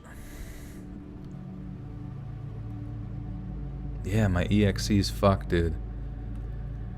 The decision caused worldwide outrage, prompting the intervention of both Louisiana Governor Edwin Tuttle as well as the Japanese Consul General. Only then was Rodney rearrested and charged with manslaughter. He attempted to defend his actions by claiming that Yoshihiro had an extremely unusual manner of moving, adding that anyone would have found the experience to be Dude, fuck this guy. Fuck this stupid asshole. Adding that anyone would have found the experience to be a frightening one. But Yoshihiro wasn't dressed like some monster or demon. He wasn't covered in blood. He wasn't covered in blood-soaked rags like his companion. So done with this shit. I don't even feel like I got it right. I just said it. It didn't even feel right when I said it. I just kept going. And that's what's weird. Prompting the intervention of both Louisiana. Prompting the intervention of both Louisiana. Prompting the intervention of both Louisiana. Louisiana. Is that how you say it? Dude, look, just stare at that word. Stare at this stupid fucking word. Just stare at it. I can't even highlight it so I can make you guys stare at it.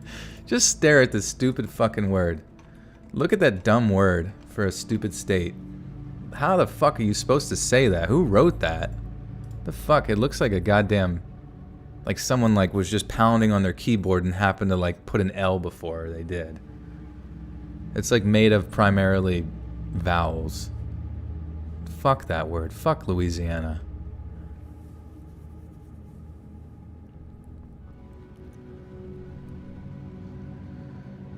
Alright. But Yoshihiro wasn't dressed like some monster or demon. He wasn't covered in blood-soaked rags like his companion, Webb. He was wearing a poorly fitted off-white tuxedo. He looked objectively comical, not in the least bit threatening. At his trial for manslaughter, Rodney Paris was painted as an average Joe, or as his defense attorney colorfully phrased it, he was a man who liked sugar in his grits. A person who was coming at me from behind the car.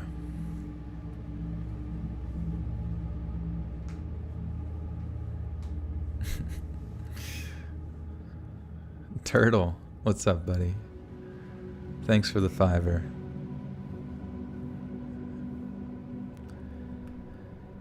A person who was coming at me from behind the car.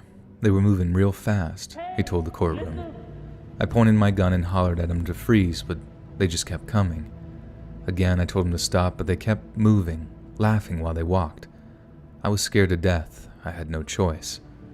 I'm just sorry that any of this ever happened. Yet the prosecution was quick to establish that at 6'2", Rodney towered over the 130-pound Yoshi, and that he was armed with one of the most powerful handguns on the market. Yoshi had nothing in his hands but a small disposable camera.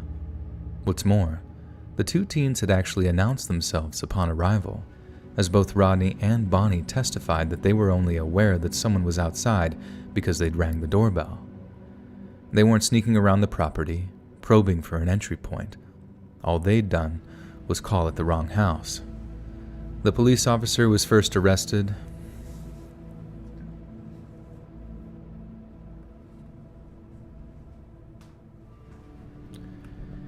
The police officer who first arrested Rodney on the night of the murder then took the stand, telling the jury that while in the back of his patrol car, Rodney had told him, "Boy, I messed up, huh? I made a real bad mistake back there." Rodney knew what he did was wrong, and that he'd grossly overreacted, or more accurately, that he'd acted negligently on the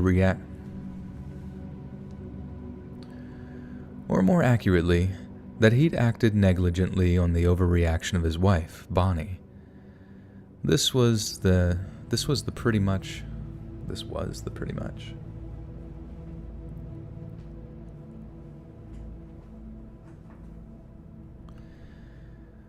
was pretty much what his defense attorney's entire argument hinged on, the idea that Rodney Paris was simply defending the woman he loved. "He was coming real fast towards me," Bonnie Paris said when she later took the stand. I never had anybody come at me like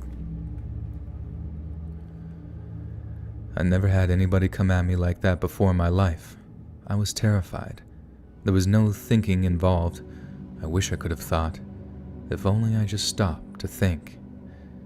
It seemed like an open and shut case. A skittish couple had hideously overreacted to nothing more than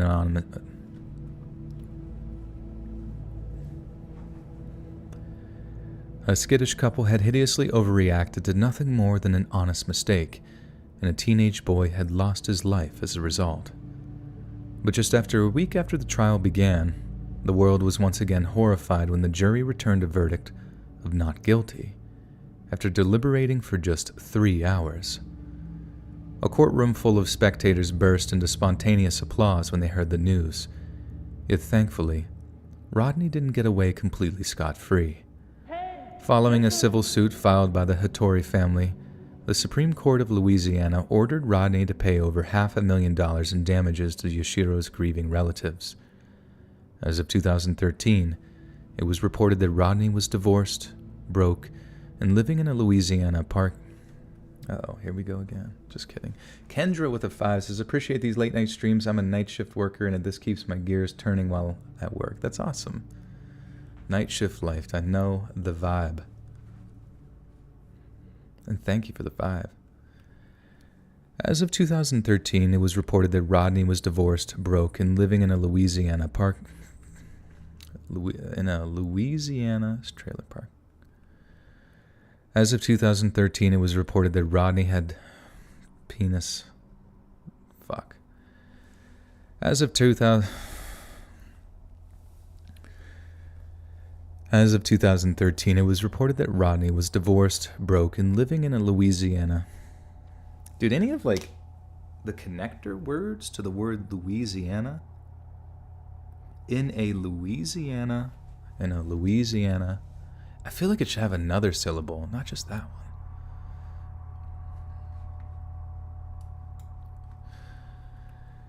As of 2013, it was reported that Rodney was divorced, broke, and living in a Louisiana trailer.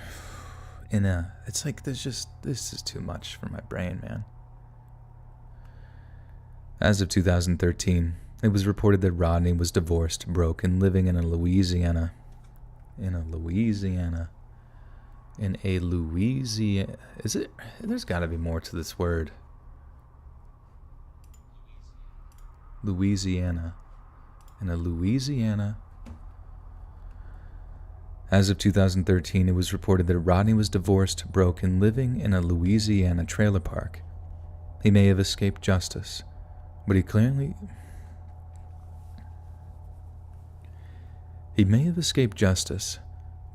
can't escape the legacy or the memory of what he did that chill October night.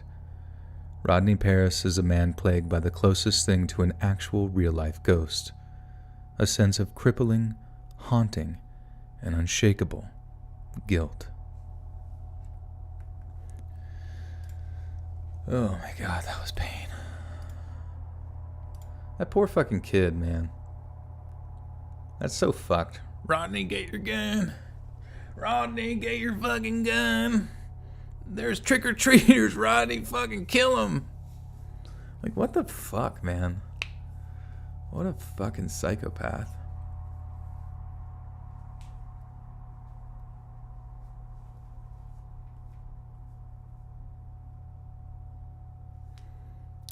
Louisianan?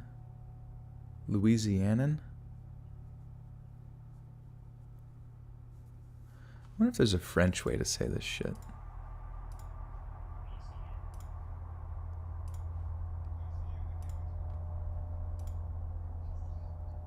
Louisiana.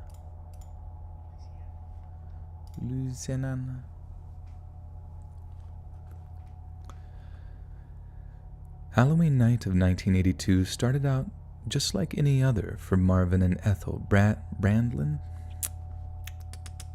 Dude, I'm getting tired of listening to my fucking self. Jesus Christ.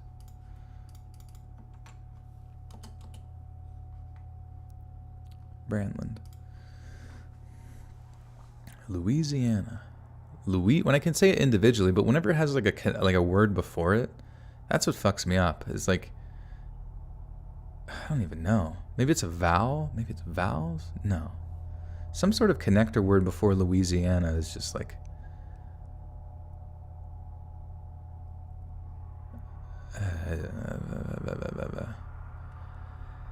Halloween night of 1982 started out just like any other for Marvin and Ethel Brandlin. They lived in a quiet suburban neighborhood, but one that came alive with young trick-or-treaters every time Halloween came around. Marvin and Ethel loved seeing the effort of all the kids put in there. Vennigans with the 2 says, shout out and much love to the other PM/OVM overnight shift workers. Yeah. Hell yeah, dude. It's, you know, it's my preferred shift, but man, it's tough not seeing the rest of the world, you know. Hawk is mod for Halloween. Marvin and Ethel loved seeing the effort all the kids put into their costumes and handsomely rewarded any that arrived on their doorstep with fistfuls of miniature candies. As the evening went on, the frequency at which trick-or-treaters called at their door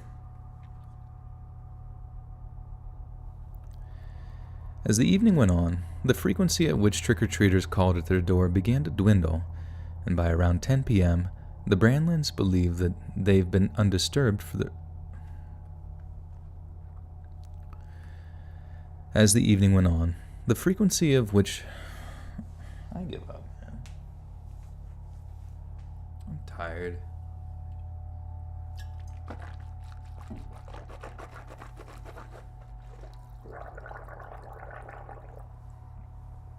Fucking bollocks. Listen. Allison Weber with the 5 says, new stream name, let's read Try to Say Louisiana for an hour straight. It's like I can do it individually, but like connecting in a sentence, it was like my brain just shut the fuck down, you know? Because it just didn't sound right. It always sounded fucking weird to say. As the evening went on, the frequency at which trick-or-treaters called at their door began to dwindle, and by around 10 p.m., the Brandlins believed they'd be undisturbed for the remainder of the night. However, when their doorbell rang out one last time and Marvin went to answer it, the sight that greeted him made his blood run cold. On the doorstep stood a young man wearing a pillowcase for a mask, and when Marvin suddenly found a gun being pointed in his face, he realized it was no trick-or-treater. According to Ethel, the young man wanted money, but it was by no mere happenstance that he'd ended up on their doorstep, because when Marvin Brandlin laughed and claimed all his cash was in the bank, the boy with the pillowcase for a mask knew he was lying. We can only imagine how haunting it must have been for Marvin, knowing this portion.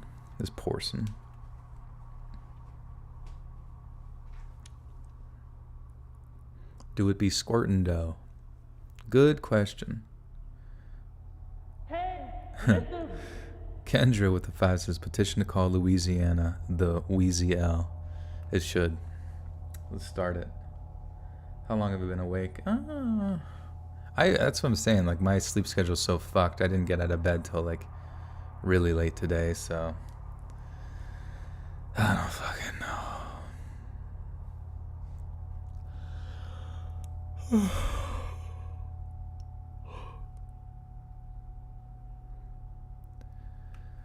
We can only imagine how haunting it must have been for Marvin, knowing this person had somehow gained inside knowledge of his home's finances, and in his desperation, he made a grab for the boy's pistol. But the robber was fast, pulling the trigger before Marvin could disarm him, and sending a bullet tearing through the homeowner's throat. Knowing the robbery had gone horribly wrong, the robber pulled off the pillowcase and fled the scene. Ethel ran to her husband's aid, but not only was she unable to save him, she was too late to catch a glimpse of his killer's face. Police pinned their hopes on pulling a DNA sample from the mask, but that line of inquiry proved inconclusive, and with it, the case went cold. But what's objectively terrifying about the murder is that the killer might well be in the Brandlins' social circle, and is possible even a not-so-distant nephew or grandson. As of 2010, the case was reopened, but to this day, there's not a single suspect or arrest pertaining to Marvin Brandlin's murder. And as we stated, the killer could have been hiding in plain sight all this time. So be careful who you answer your door. I can't fucking see what this says.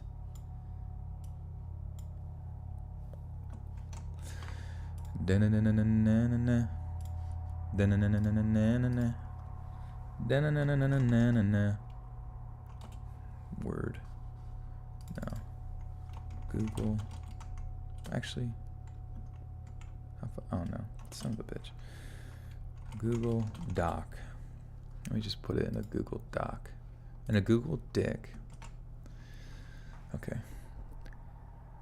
So, be careful who you answer your door to this Halloween, because lurking among those innocent trick-or-treaters could be some very dangerous people.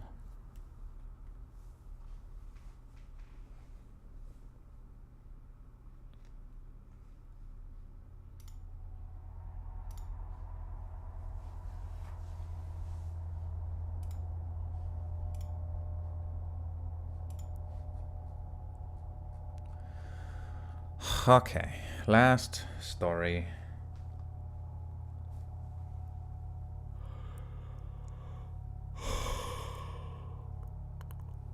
Shit.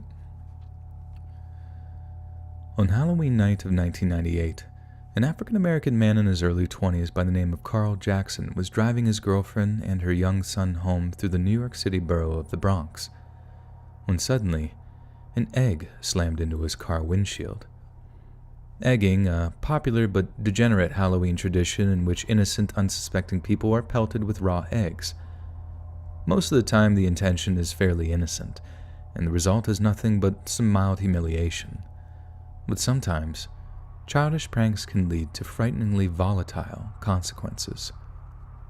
Naturally, Carl was feeling rather protective of his girlfriend and her infant son, so when he spotted the egg throwers laughing on the nearby sidewalk, he stopped his car, got out, and began to approach them, castigating them for potentially causing a severe traffic accident. Most of the teenagers took the dressing down in their stride, as Carl called them Wart. Most of the teenagers took the dressing down in their stride, as Carl called them out for being immature deadbeats who needed to be taught some respect. He didn't lay hands on the teenagers, he knew better than that, instead using some creative but colorful language to shame them for their actions. But one of them was unable to handle such skewering criticism, and as Carl Jackson climbed back into the driver's seat of his car and drove off, 17-year-old Curtis Sterling climbed into his own vehicle and began a stealthy pursuit. Sterling waited until Carl and his girlfriend had arrived at their destination and had gotten out of their parked car. Then, no sooner had he climbed out of the driver's seat, Carl was greeted with the sight of an angry 17-year-old pointing a gun in his face. It would be the last thing he'd ever see. Carl tried to talk, but Sterling wouldn't let him, pulling the trigger and sending a bullet punching through the young man's skull. Carl was dead before he hit the pavement. Oh shit, I just hit the fucking fuck. Carl was dead before he hit the pavement. He had turned 21 years old just 3 weeks before he was killed, and his mother, Gloria, described him as a quiet young man who was just starting a promising career as a data entry clerk for the company Morgan Stanley. I think it took us 2 years to even talk about it, 62-year-old Gloria Jackson later said. We were just devastated. We never thought that anyone from our family would be murdered, especially on a holiday for something so stupid. Oops, that mischievous dog scared me. Pradeep, you silly boy. Kendra has become a mischievous dog and a member of the Buttersock Cult. Welcome, welcome. And you may claim your bonus content, my friend. Thank you, Kendra. Mischievous frog.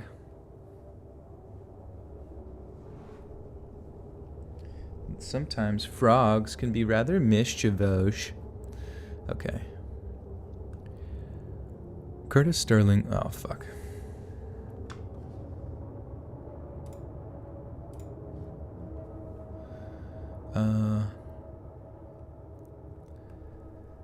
I think it took us 2 years to even talk about it, 62-year-old Gloria Jackson later said. We were just devastated. We never thought that anyone from our family would be murdered, especially on a holiday for something so stupid. Curtis Sterling was sentenced to 20 years in prison for the killing, and on every single Halloween that followed his incarceration, Gloria Jackson sent him a greetings card. Time after time, year after year, they said the same old message. I'm glad you're still here. Oh.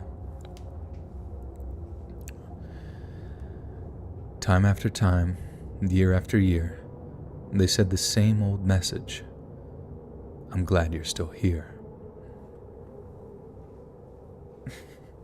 Pradeep is shoving his face into my foot. You're crazy. You're crazy.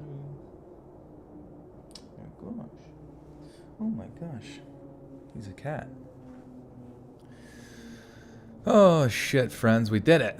Louisiana. Louisiana Purchase. Louisiana Baton Rouge. Baton Rouge. Now I gotta read the outro. To y'all. To y'all. Another 4-hour stream in the books, ladies and gentlemen. Anyone still here? Pradeep, he does need attention. He's so needy.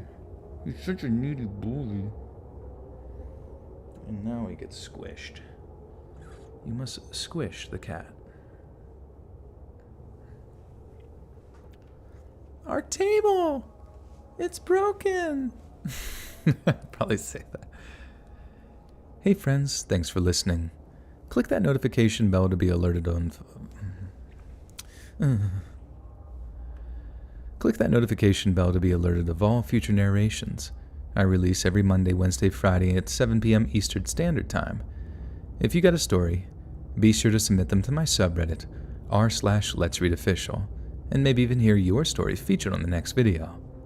And if you want to support me even more, grab early access to all future narrations and bonus content over on Patreon, or click that big join button to hear about the extra perks offered for the channel. And check out the Let's Read podcast, where you can hear all these stories in big compilations and save huge on data, located anywhere you listen to podcasts. All links in the description below. Thanks so much, friends, and remember, Our table. It's broken. Wait, I said that wrong. Our table. Oh, yeah, that's right. Thanks so much, friends.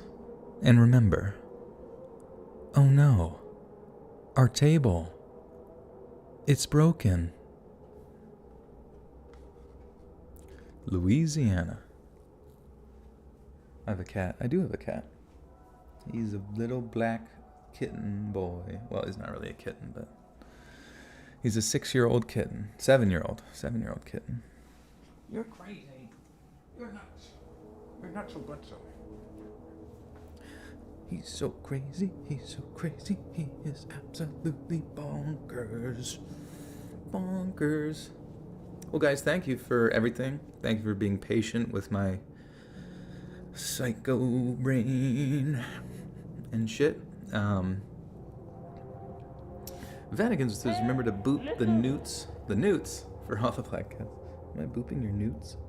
Boop his schnoot. He likes it. He likes getting booped. But, yeah, guys, this will be out tomorrow, 7 p.m. Eastern Standard Time. Or I guess today, rather. Get that edited and up for you. It'll be up first, early access on Patreon. But as you know, the $5 tier and then also the members over here get bonus content that'll be updating monthly. So that's an exciting new thing. And always be sure to check out the Chilling app too if you haven't. You get content that you wouldn't hear on the channel over there. I joined that a while ago. Yeah, and follow me on Twitter at Let's Read Creepy. Follow me on Instagram at letsread.official. Hopefully, maybe I'll get something going on TikTok and we'll pop off on there and have 1 trillion subs. I don't know. You never know. You got to promote on all services and spread your tentacles far and wide. Anyways, love you guys. Appreciate ya. Thanks for hanging out with me, dealing with my nonsense. I always enjoy it. Pradeep enjoys it too. And yeah, I will see all of you again soon. Goodbye. Goodbye.